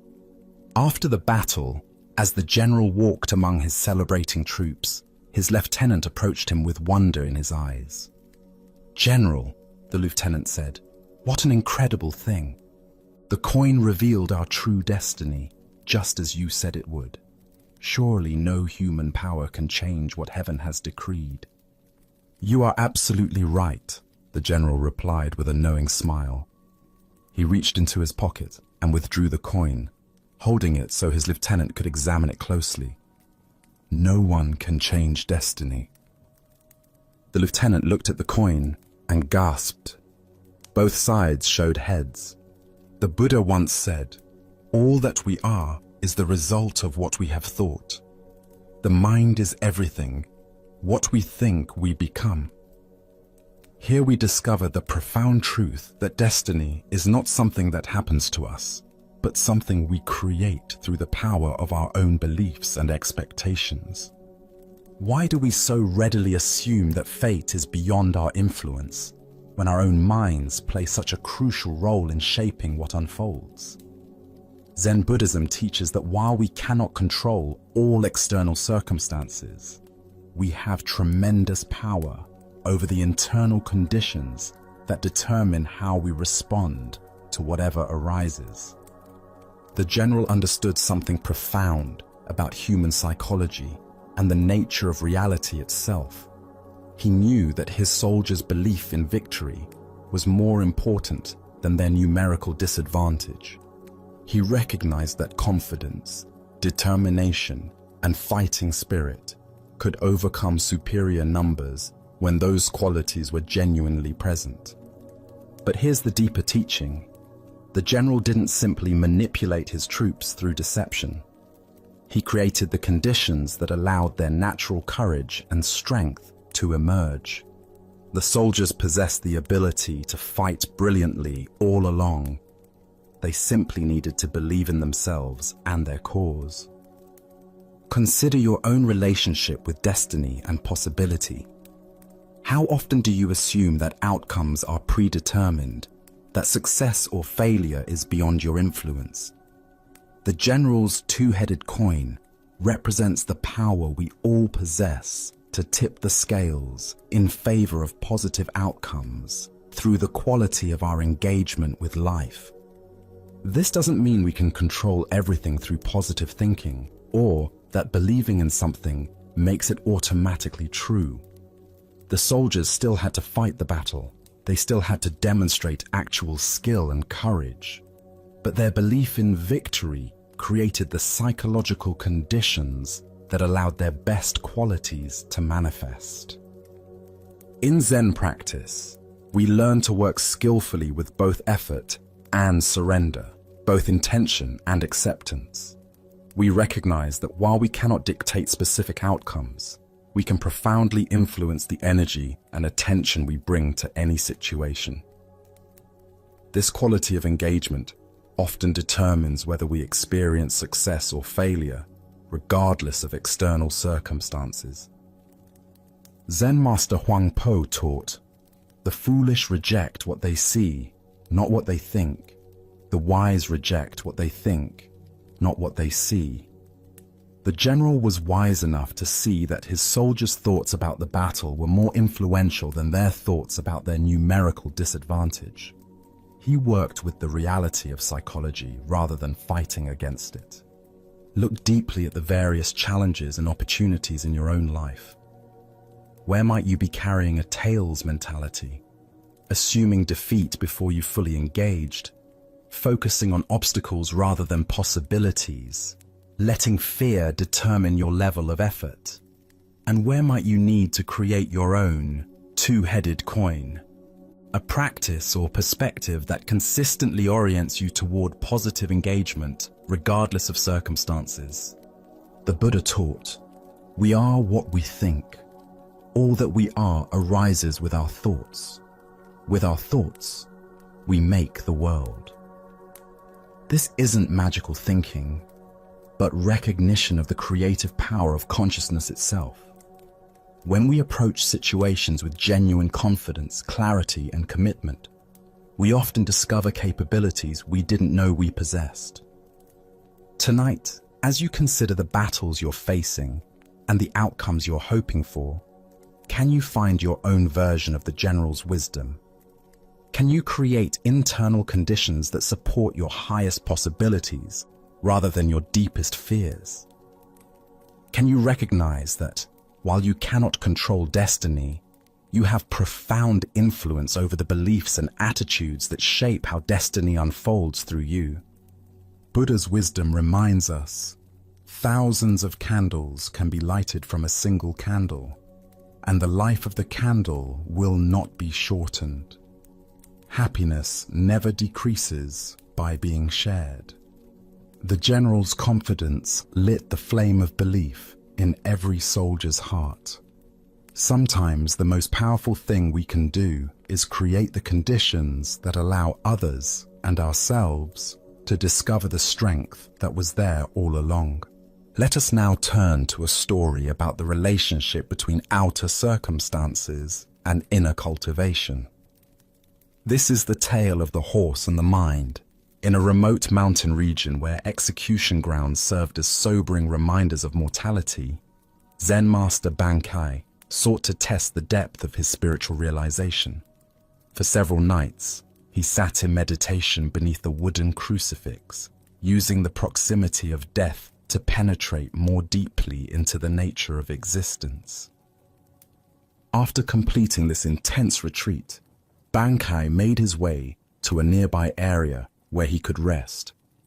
He found a peaceful spot on an embankment surrounding a horse corral where he lay down to continue his contemplation under the open sky. As he rested there, absorbed in profound silence, a harsh sound shattered his peace. From within the corral came the violent sounds of a warrior brutally beating his horse. The animal's cries mixed with the sharp crack of a whip and angry shouts of a man losing control. Master Bankai observed this scene with growing concern. The warrior was clearly frustrated, taking out his inner turmoil on the innocent animal. Each blow seemed to make the horse more agitated, rather than more compliant, creating a vicious cycle of violence and resistance. Unable to remain silent, Bankai called out from his position, "Hey, what do you think you are doing?" The warrior, absorbed in rage, ignored the interruption and continued his harsh treatment. The beating intensified, and so did Bankai's concern for both the animal and the man degrading himself through such cruelty. "Hey!" Bankai called out again, his voice carrying the authority of someone who had spent years cultivating inner peace. "What do you think you are doing?" Still, the warrior continued, lost in frustration and anger. The horse became increasingly panicked, which only seemed to fuel the man's determination to force compliance through violence. A third time, Bankai's voice rang out. "Hey! What do you think you are doing?" This time, something in the master's tone penetrated the warrior's rage. The man stopped his beating, climbed down from his horse, and approached the embankment. As he drew closer, his expression changed. There was something about this stranger that commanded respect, a quality of presence that spoke of deep, inner development. "You were yelling at me," the warrior said, his voice still carrying traces of anger, but now mixed with curiosity. "Do you have something to tell me?" Banki looked at the man with compassion, seeing not an enemy, but someone caught in the same cycles of frustration that trap us all. His response was simple yet profound.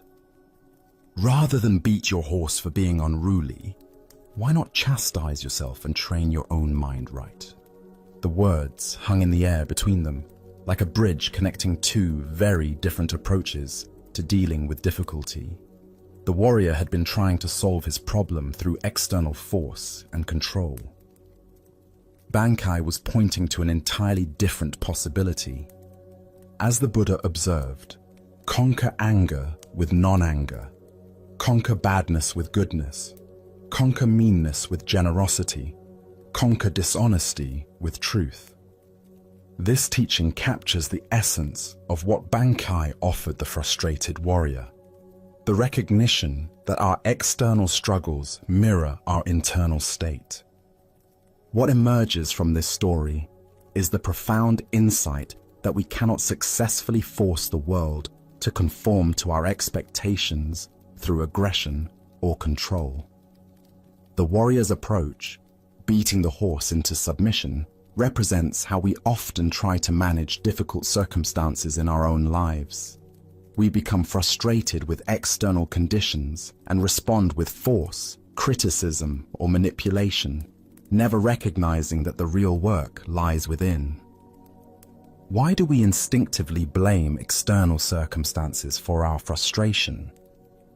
Buddhist psychology explains that the untrained mind seeks to maintain its comfort by controlling its environment, rather than developing the flexibility to respond skillfully to whatever arises. This creates what Zen calls pushing the river, exhausting ourselves, trying to force reality to match our preferences. Consider how this pattern manifests in daily life. The computer that crashes during an important project becomes the target of our anger, when the real issue is our attachment to having technology work perfectly. The traffic jam that makes us late triggers road rage, when the actual problem is our expectation that travel should always be smooth. The family member who doesn't respond to our advice becomes the focus of our frustration, when the deeper issue is our need to control others' choices. In each case, we're like the warrior beating the horse, applying force to external circumstances while ignoring the internal conditions that create our suffering. The horse represents the uncontrollable aspects of life: other people's behavior, natural events, technological failures, and the inherent unpredictability of existence. Zen teacher Pema Chodron writes, "You are the sky, everything else is just the weather." This points to the same truth Bankai offered the warrior. Instead of trying to control the weather of external circumstances, we can develop the spacious awareness that remains calm regardless of conditions. The real training involves learning to work with our own minds, rather than trying to force compliance from the world around us. This doesn't mean becoming passive or accepting harmful situations, but rather approaching challenges from a place of inner stability rather than reactive frustration. Buddhist practice offers specific techniques for this internal training, Mindfulness meditation teaches us to observe our reactive patterns without being swept away by them. Loving kindness practice develops compassion for ourselves and others when things don't go as planned. Contemplation of impermanence helps us accept the changeable nature of all conditions. Tonight, as you encounter the inevitable frustrations of daily life, can you remember Bankai's teaching? When you find yourself wanting to beat the horse of difficult circumstances, can you pause and ask, what would it mean to train my own mind instead? Buddha's wisdom teaches us, hatred is never appeased by hatred in this world. By non-hatred alone is hatred appeased. This is a law eternal. The path to peace lies not in conquering external conditions, but in cultivating the inner qualities that remain stable, regardless of what the world presents. Our next story reveals the power of returning to what is real when fear threatens to overwhelm us. This is the tale of the captured warrior. In ancient Japan, during a time of constant warfare between rival clans, a skilled warrior found himself on the losing side of a fierce battle. As his comrades fell around him and defeat became inevitable, he was captured by enemy soldiers and dragged away from the battlefield, his armor stripped, his weapons confiscated. That evening, they threw him into a dark, cramped prison cell with stone walls that seemed to press in from all sides. The heavy wooden door slammed shut with a finality that echoed through his bones. As darkness settled over the prison, the warrior's mind began to race with terrifying possibilities. Tomorrow, they would come for him. He knew the customs of war. First would come the interrogation, designed to extract information about his lord's defenses, troop movements, and strategic plans. When he refused to speak, as honor demanded, they would resort to torture. Hot iron, bamboo splinters under his fingernails, methods he had heard described in hushed tones by other warriors. And when they had extracted what they could, or when they grew tired of his silence, would come the execution. As these thoughts consumed him, his heart began to pound so violently he feared it might burst. His breathing became shallow and rapid. Sweat beaded on his forehead despite the cool night air. Sleep seemed impossible as his mind conjured increasingly vivid scenarios of tomorrow's suffering. Hours passed in this torment. The warrior paced his small cell, sat against the cold stone wall, lay on the straw-covered floor.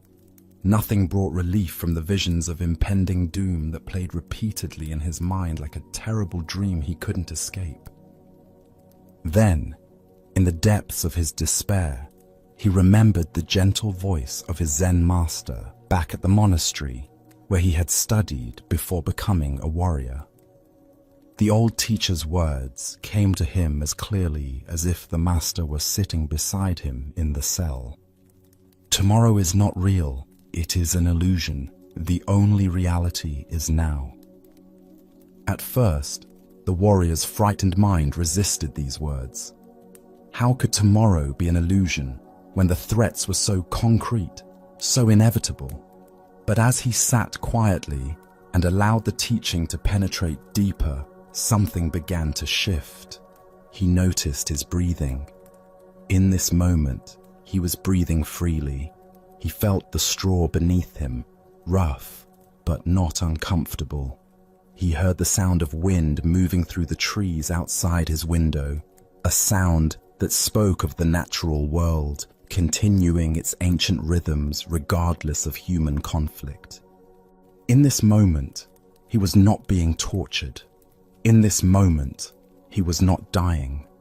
In this moment, there was simply a man sitting in a cell, alive and aware. The terrors that had seemed so overwhelming moments before revealed themselves to be nothing more than thoughts about a future that existed only in his imagination. As this understanding deepened, a profound peace settled over the warrior. His breathing slowed and deepened. His racing heart found a steady rhythm. For the first time since his capture, he smiled. The master's wisdom had freed him from a prison far more confining than the stone walls around him, the prison of anxious thoughts about tomorrow. Within minutes, the warrior fell into a deep, peaceful sleep. The Buddha once said, "If you want to know your past, look at your present condition. If you want to know your future, look at your present actions." This ancient wisdom illuminates the profound truth the warrior discovered in his cell. The only moment in which we ever actually live is this one. Why do we torture ourselves with endless scenarios about the future? Zen Buddhism explains that our minds evolved as survival mechanisms, constantly scanning for threats and planning for protection. While this capacity serves us in genuine emergencies, it becomes a source of suffering when we mistake mental projections for reality. Look deeply at your own experience. How much of your anxiety stems from vivid imaginings of future scenarios that may never occur? The presentation you're worried about, the medical test results you're awaiting, the difficult conversation you need to have. These situations exist primarily in thought, not in present reality. The warrior's teaching shows us that we can acknowledge future challenges without being consumed by them. Planning and preparation have their place, but when they transform into obsessive worry, they rob us of peace and clarity. As Vietnamese Zen master Thich Nhat Hanh taught, thanks to impermanence, everything is possible. The future remains unwritten, shaped by causes and conditions we cannot fully predict or control. The worried mind assumes that current difficulties will inevitably continue or worsen, but impermanence teaches us that everything changes. The warrior in his cell could not know what the next day would actually bring. Perhaps his lord's forces would mount a rescue. Perhaps his captors would show mercy. Perhaps diplomatic negotiations would secure his release. Buddha spoke of this when he said, "The past is gone, the future is not yet here, and there is only one moment for you to live." This teaching doesn't encourage us to ignore future responsibilities or avoid reasonable planning. Instead, it invites us to recognize where our attention habitually goes, and to gently guide it back to the richness of present experience. In Zen practice, we cultivate what's called beginner's mind, approaching each moment with fresh awareness rather than predetermined anxiety. When we truly inhabit the present, we often discover that it contains resources for peace and clarity that worried thinking never revealed. Consider how the warrior's shift in attention transformed his entire experience. The same cell, the same uncertain future, but by returning to present moment awareness, suffering transformed into peace. This transformation is available to us in every moment of anxiety or fear. Tonight, as you notice your mind creating stories about tomorrow's challenges, remember the captured warrior and his master's wisdom. What is actually happening right now?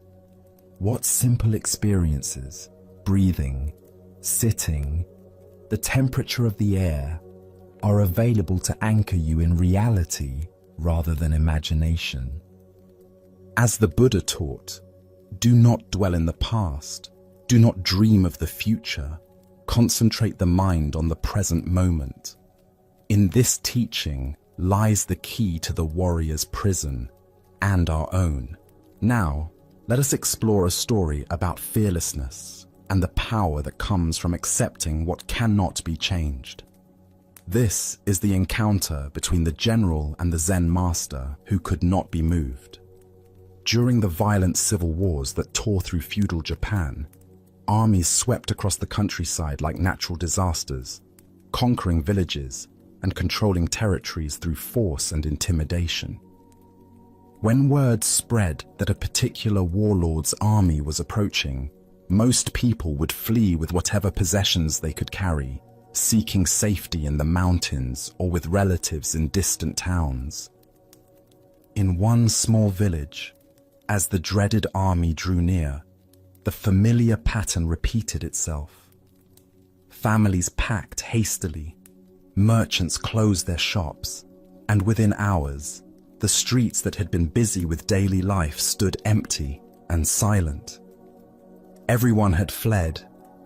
Everyone, that is, except the old Zen master who lived in the simple temple at the village center. When the conquering army arrived and found the village deserted, the general was surprised to discover smoke still rising from the temple chimney. Curious about who would have the audacity, or perhaps the foolishness, to remain when everyone else had fled, he decided to investigate this anomaly personally. The general approached the temple with several of his lieutenants, expecting to find either a frail old man too weak to flee, or perhaps someone who had been unable to escape in time. What he found instead was the Zen master sitting peacefully in his garden, tending to his plants as if nothing unusual was happening around him. The general had grown accustomed to fear and submission wherever his army went. Village leaders would prostrate themselves before him, pleading for mercy and offering tribute in hopes of avoiding destruction. Citizens would cower and flee at the mere sight of his soldiers. This old man's calm indifference to his presence was both puzzling and irritating. When he wasn't treated with the deference and submissiveness to which he was accustomed, the general's face darkened with growing anger. Here was someone who didn't seem to understand the gravity of the situation or respect the power he represented. "You fool!"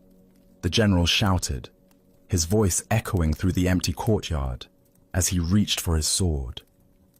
His elaborate armor gleamed menacingly in the afternoon light, and his hand gripped his weapon with practiced ease.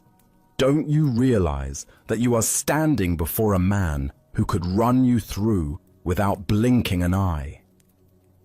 The threat that had terrorized countless others left the master completely unmoved. He continued his careful tending of a small flowering bush, his hands steady and his expression serene. When he finally looked up at the general, it was with the same calm attention he had shown before, as if greeting any ordinary visitor to his garden. "And do you realize," the master replied with perfect equanimity, "that you are standing before a man who can be run through without blinking an eye?" The general stood speechless, his sword half drawn. His anger suddenly dissolved into something approaching awe. In all his years of warfare and conquest, he had encountered many forms of courage. The desperate bravery of cornered soldiers, the defiant rage of defeated enemies, the foolish boldness of young warriors. But he had never encountered anything like this. Complete acceptance without fear. Total peace in the face of death. The master's response revealed something the general had never considered, that there could be a power greater than the ability to kill, and that was the complete absence of fear about being killed. Here was someone who had so fully accepted the temporary nature of existence that even the threat of immediate death held no power over him. Slowly, the general returned his sword to its sheath. Without another word, he turned and walked away from the temple, leaving the master to continue his gardening in peace. The village remained untouched by the war, not because of any military strategy or negotiated protection, but because of one man's absolute fearlessness. As the Buddha taught, all conditioned things are impermanent. Strive on with diligence. Here we discover the profound power that emerges when we fully accept this fundamental truth. rather than spending our lives trying to escape it? Why does complete acceptance of mortality create such presence and authority? Zen Buddhism reveals that most of our fear comes not from external threats, but from our desperate clinging to what is inherently temporary. When that clinging dissolves, the threats themselves lose their power to disturb our inner peace. The general's power came from others' fear of death and loss, but someone who has fully accepted the temporary nature of existence cannot be threatened with what he has already willingly released. The master's fearlessness wasn't bravado or indifference. It was the natural result of understanding impermanence so completely that even his own death held no terror. Consider your own relationship with threats and intimidation in daily life. How much of your fear comes from attachment to maintaining your current circumstances, preserving your reputation, or protecting your physical comfort? The master's response suggests that true invulnerability comes not from being untouchable, but from having nothing that can be taken away. This doesn't mean being passive or welcoming harm. The master wasn't seeking death or encouraging violence. Rather, his complete acceptance of mortality's inevitability freed him from the paralyzing fear that controls most people when facing genuine danger. The Buddha said, "Better than 1,000 hollow words is one word that brings peace." The master's single response contained more power than any threat because it came from a place of absolute acceptance rather than resistance or fear. Tonight, as you consider the various pressures and threats you face, can you remember the master's profound response to the general's sword? Can you find the space where acceptance of impermanence creates not resignation, but a kind of unshakable presence that cannot be intimidated? Buddha's wisdom reminds us, the whole secret of existence is to have no fear. True freedom comes not from avoiding danger, but from understanding so completely that we cannot ultimately be harmed, that external threats become powerless to disturb our essential peace. Now, let us explore a story about the paradoxical nature of spiritual seeing and the limits of conceptual understanding. This is the teaching of 3 strikes and deeper vision. In the mountain monastery, where the 6th patriarch Hui Neng taught, students came from across China to study with the master, whose realization was said to surpass all others of his time.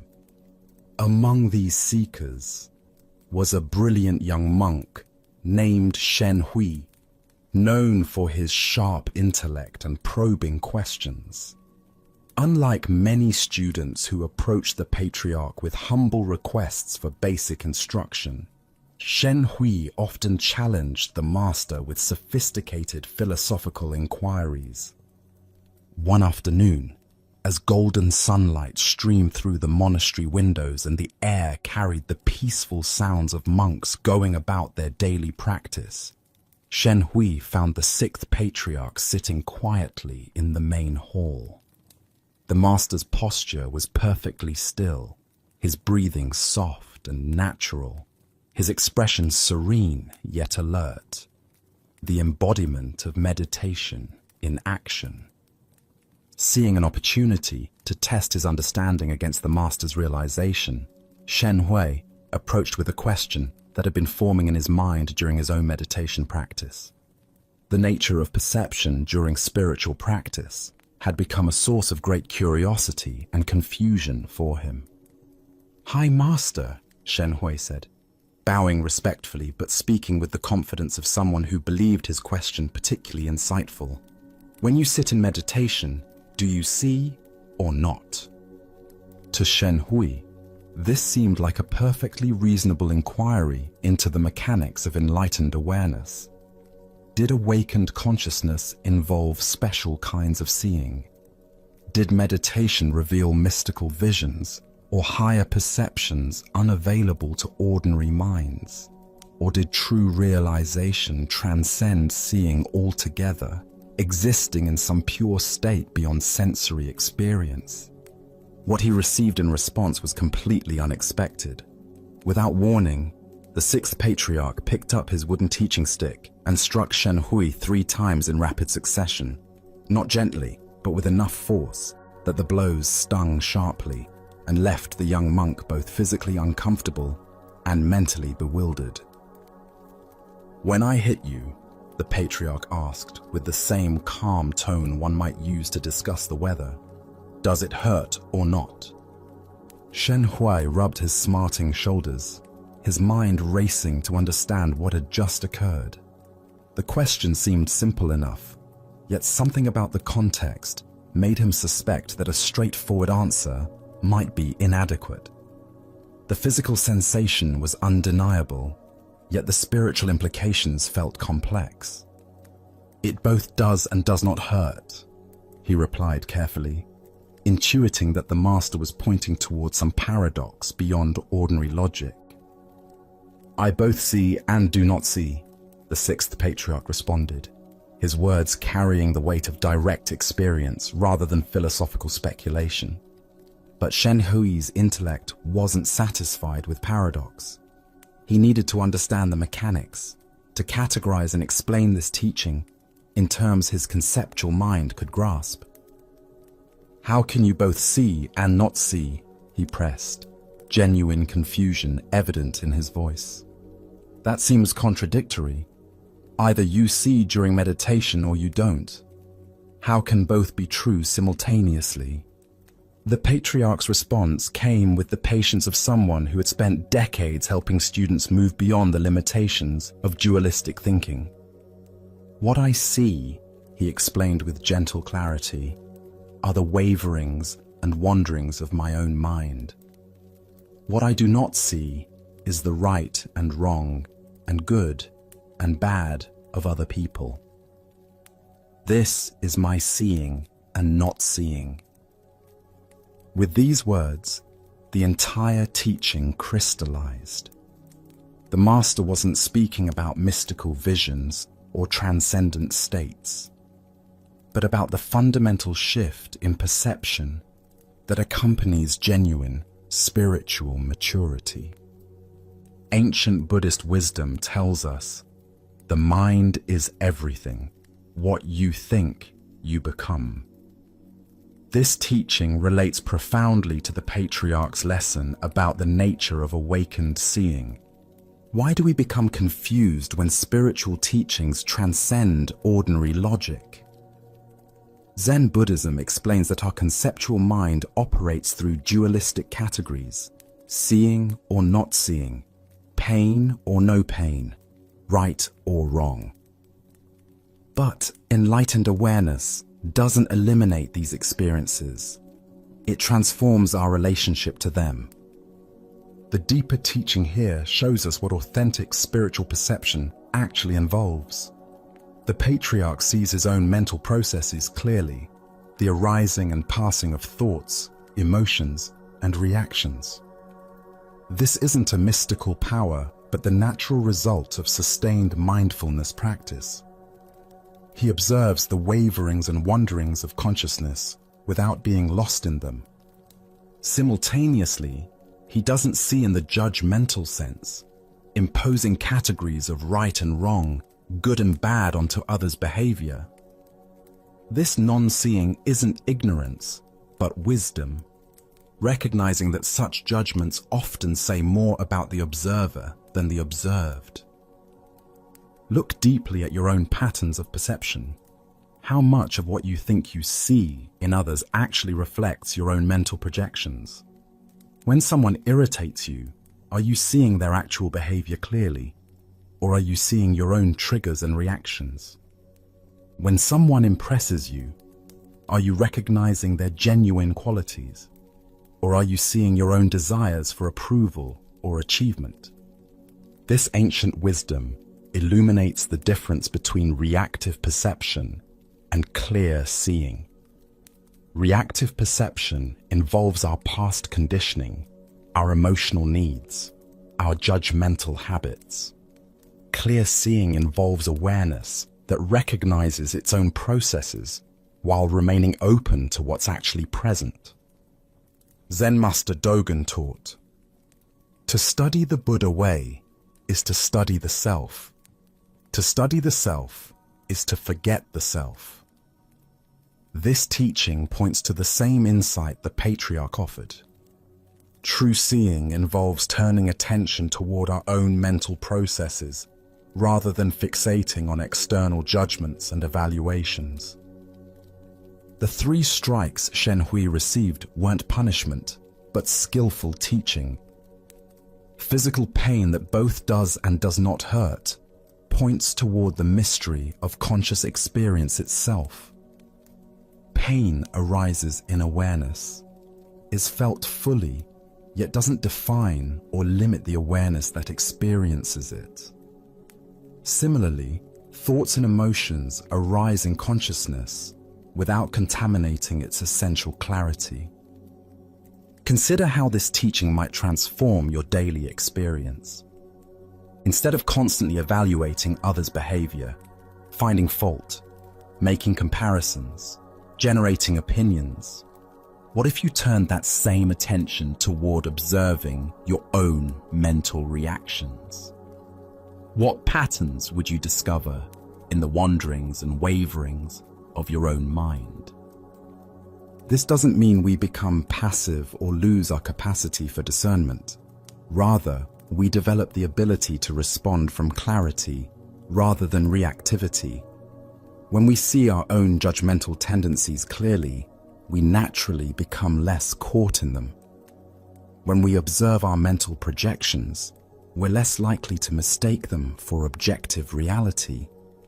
In Zen practice, we cultivate what's called mirror mind, awareness that reflects whatever arises without being stained or changed by it.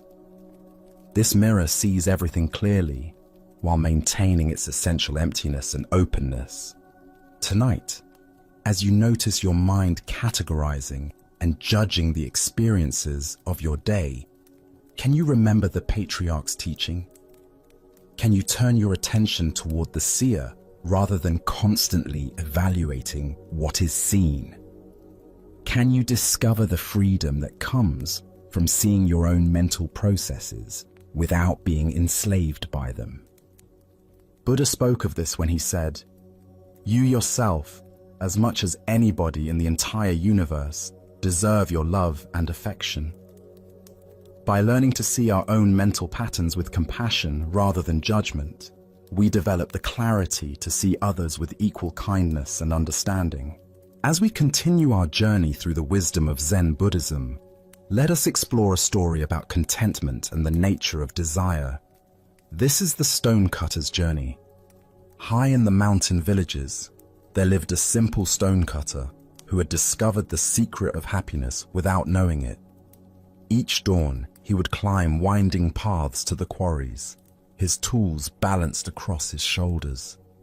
As he worked among the stones, he would sing old mountain songs that echoed across the valleys. Though he was poor by society's measures, living in a modest hut with few possessions, the stonecutter desired nothing more than what he had. His simple life felt complete. The rhythm of his work, the beauty of the mountains, the satisfaction of honest labor. His heart held not a care in the world. One day, he was called to work on the grand mansion of a wealthy nobleman. As he approached the estate, his eyes widened at the magnificence before him. Marble columns reached toward the sky, gardens sprawled in perfect symmetry. For the first time in his life, the stonecutter felt the sharp pang of desire pierce his contentment. "If only I were rich," he sighed. "Then I would not have to earn my living in sweat and toil as I do now." To his amazement, a voice whispered from the stones, "Your wish has been granted. Henceforth, anything you desire will be given to you." He returned home that evening to find his humble hut replaced by a mansion as magnificent as the nobleman's. Overwhelmed with joy, he abandoned his tools and began enjoying the luxurious life of the wealthy. But one hot afternoon, gazing from his ornate window, he saw the king's royal procession passing by. The monarch sat in cool shade, surrounded by noblemen and servants, appearing serene and powerful above the common heat. "How I wish I were a king myself," he thought, and immediately found himself reclining in silk cushions within the royal carriage. But the carriage proved warmer than expected. Even through thick walls, the sun's heat penetrated relentlessly. "I wish I were the sun," he declared, and found himself sending waves of light and heat across the universe. As the sun, he felt magnificent and all-powerful until thick storm clouds gathered, completely blocking his rays. "I wish to be a cloud." And so he became a massive storm cloud, glorying in his power to block the sun. But as he transformed into falling rain, he encountered an enormous rock that blocked his path completely. "A mere rock more powerful than I? I wish to be a rock." Suddenly, he stood tall upon the mountainside, feeling he had achieved true permanence. But soon, he heard chipping sounds at his base. Looking down, he saw a tiny human figure cutting chunks of stone away. "A puny creature more powerful than me! I want to be a man again!" And so he found himself once more a stone cutter, climbing familiar mountain paths. But now something had changed.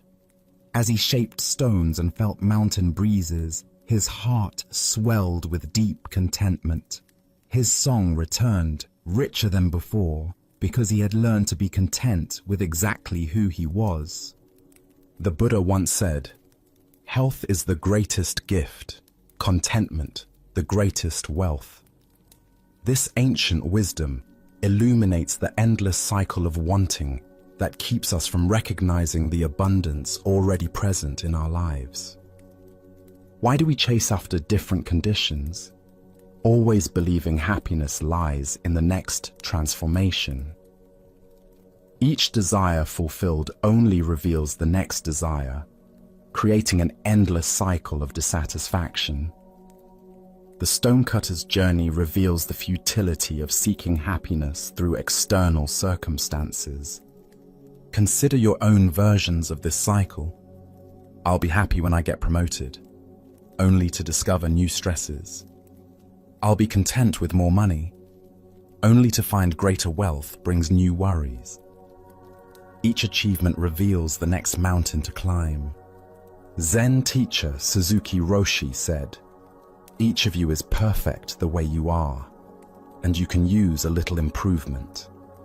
This paradox points to the heart of contentment, the ability to fully accept what is, while still engaging wholeheartedly with life's natural changes.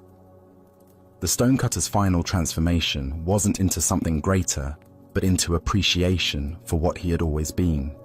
His work remained the same, but his relationship to life was completely transformed. Contentment isn't found in having different experiences, but in bringing different awareness to whatever experiences arise. Tonight, as you notice the mind's habitual reaching toward what's not here, can you experiment with the stonecutter's final wisdom? Can you find the song that emerges when you stop trying to be anything other than what you are? As the Buddha taught, contentment is natural wealth, luxury is artificial poverty. The greatest transformation available isn't becoming something different, but recognizing the inherent completeness of what we already are. As we continue our journey through the wisdom of Zen Buddhism, let us turn to a story about the difference between resistance and flow. This is the teaching of the old man and the waterfall. In a mountain village where a swift river carved its way through ancient rocks, an old Taoist sage often walked along the water's edge, observing the interplay between the flowing current and the solid stones that tried to redirect its path. The villagers knew him as a gentle, contemplative man who seemed to understand something profound about the natural world that others missed. One afternoon, as storm clouds gathered and rain began to fall, the river swelled with unusual force. The current grew violent and unpredictable, rushing toward a high waterfall that dropped into a rocky gorge below. Most people avoided the area during such conditions, knowing that anyone who fell into the rapids would face almost certain death against the jagged rocks at the bottom of the falls. The old man, however, had been caught by the sudden storm while walking along his usual path. As he tried to make his way back to safety, the muddy bank gave way beneath his feet.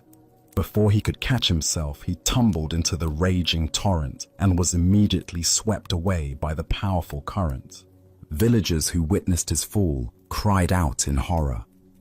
They ran along the riverbank, helplessly watching as the old man was carried toward the waterfall by waters too violent and swift for any rescue attempt. They could only watch in anguish as he disappeared over the edge, plunging into the churning chaos below. Everyone assumed the worst. No one could survive such a fall, especially not an elderly man with limited strength. The villagers prepared themselves to search for his body downstream, once the waters calmed enough to make such a search possible. But to their amazement, as they hurried toward the base of the waterfall, they saw the old man emerging from the water far below, completely unharmed. He walked calmly to the shore, water streaming from his clothes, and sat down to rest as peacefully as if he had simply taken a refreshing swim on a pleasant day. The villagers rushed to him, unable to believe what they had witnessed. "How is this possible?" they asked in wonder. "How did you survive that terrible fall? The water was so violent, the rocks so dangerous. By all reason, you should have been killed." The old man smiled at their concern and amazement. He wrung water from his sleeves and considered their question carefully before answering. "I survived," he said simply, "because I accommodated myself to the water, not the water to me. When I felt myself falling, I did not fight against the current or try to force it to change direction. Without thinking, I allowed myself to be shaped by it. When the water wanted to go down, I went down. When it swirled, I swirled with it. Plunging into the whirlpool, I came out with the whirlpool. I became like the water itself, and this is how I survived." The villagers listened in silence, beginning to understand that they had witnessed something far more than a fortunate accident. They had seen a demonstration of a profound principle that the old man had spent years learning from his careful observation of the natural world. As the Buddha taught, nothing is permanent. Everything is subject to change. Being is always becoming. Here we discover the wisdom of working with life's currents, rather than exhausting ourselves in futile resistance to forces beyond our control. Why do we instinctively fight against difficult circumstances when flow and adaptation might serve us better? Zen Buddhism reveals that our ego mind believes it can control external conditions through force of will. But this approach often creates more suffering than the original difficulty. The old man's survival wasn't mere luck. It was the result of understanding something essential about the nature of existence itself. When we align ourselves with the natural flow of events, rather than demanding that life conform to our preferences, we often discover resources and possibilities that resistance makes invisible. Consider your own relationship with challenging circumstances. How much energy do you spend fighting against situations you cannot change? The old man's teaching suggests a different approach, not passive submission, but conscious adaptation that maintains our essential nature while flowing with changing conditions. This doesn't mean accepting harmful situations or abandoning our values. The old man didn't give up his desire to survive. He simply changed his strategy for survival. Instead of fighting the water's power, he used it. Instead of resisting its direction, he moved with it while maintaining his awareness and intention. In relationships, careers, and personal challenges, we often face similar choices. We can exhaust ourselves trying to force outcomes, control other people's behavior, or make external circumstances conform to our expectations. Or we can learn to work skillfully with what is actually present, finding creative ways to achieve our deeper purposes through accommodation rather than force. Zen master Lao Tzu taught, "Water is fluid, soft, and yielding, but water will wear away rock, which cannot yield and is destroyed." The old man embodied this teaching, demonstrating that apparent weakness can be a source of tremendous strength when applied with wisdom. The Buddha said, "Hatred does not cease by hatred, but only by love. This is the eternal rule." This principle extends beyond hatred to all forms of resistance. Problems are rarely solved by fighting against them directly, but by understanding their nature and finding ways to work with the underlying forces involved. Look deeply at a current source of stress or conflict in your life. Where are you trying to force the water to change direction rather than learning to swim with it? What would it mean to accommodate yourself to the situation while maintaining your essential values and intentions? Tonight, as you encounter the inevitable currents of daily life, unexpected changes, difficult people, circumstances beyond your control, can you remember the old man's wisdom? Can you find ways to maintain your center while flowing with forces you cannot change, discovering that sometimes the most direct path to your goals is the one that appears to go around obstacles rather than through them? Buddha's wisdom reminds us, in the end, just three things matter: how well we have lived, how well we have loved, how well we have learned to let go. Learning to flow with life's currents is ultimately about letting go of our need to control everything while maintaining our ability to respond wisely to whatever arises. Like water, we can be both powerful and yielding, both persistent and adaptive, both strong and gentle. As our shared journey comes to a gentle conclusion, simply notice the quality of this present moment. Feel the quiet that remains when the stories have ended, a stillness that was not created, but simply revealed. The profound calm you can touch right now is not a treasure you have found, but the very foundation of your own being, patiently waiting beneath the shifting sands of thought. The Buddha taught, even as a solid rock is unshaken by the wind, so are the wise unshaken by praise or blame. This is the quiet truth that has resonated through each of the profound Buddhist stories we've shared to find peace tonight.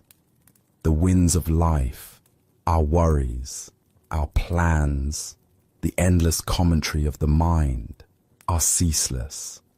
The narratives were not about stopping this wind, but about discovering the unshakable rock of awareness within.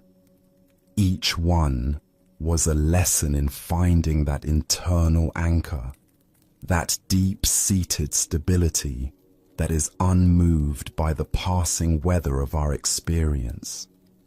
Even now, if the mind offers another thought, you don't have to be carried away by it. The wisdom cultivated here is the understanding that you are not the wind, you are the rock. This recognition is now a more familiar space for you, a quiet refuge you can return to again and again. As you settle deeper into stillness, allow yourself to feel this unshakable quality. Sense the groundedness in your body and the space that surrounds your thoughts. This is the essence of true rest. Not striving for a state, but resting in the state that is already here. In the silence that follows my voice, simply be with the feeling of this solid center, observing the gentle rhythm of your breath as it flows on its own. These teachings are a timeless reminder of the strength that lies in non-reaction. They point to a freedom that is always available when we stop letting the outside world dictate our inner peace. As you drift from this quiet space into the rest of your night and onward into your day, may you carry this sense of unshakable calm with you. Let it be the silent ground that supports you, steady and true, through all of life's moments. Thank you for joining us on this journey at Sleepy Monk. Sleep well.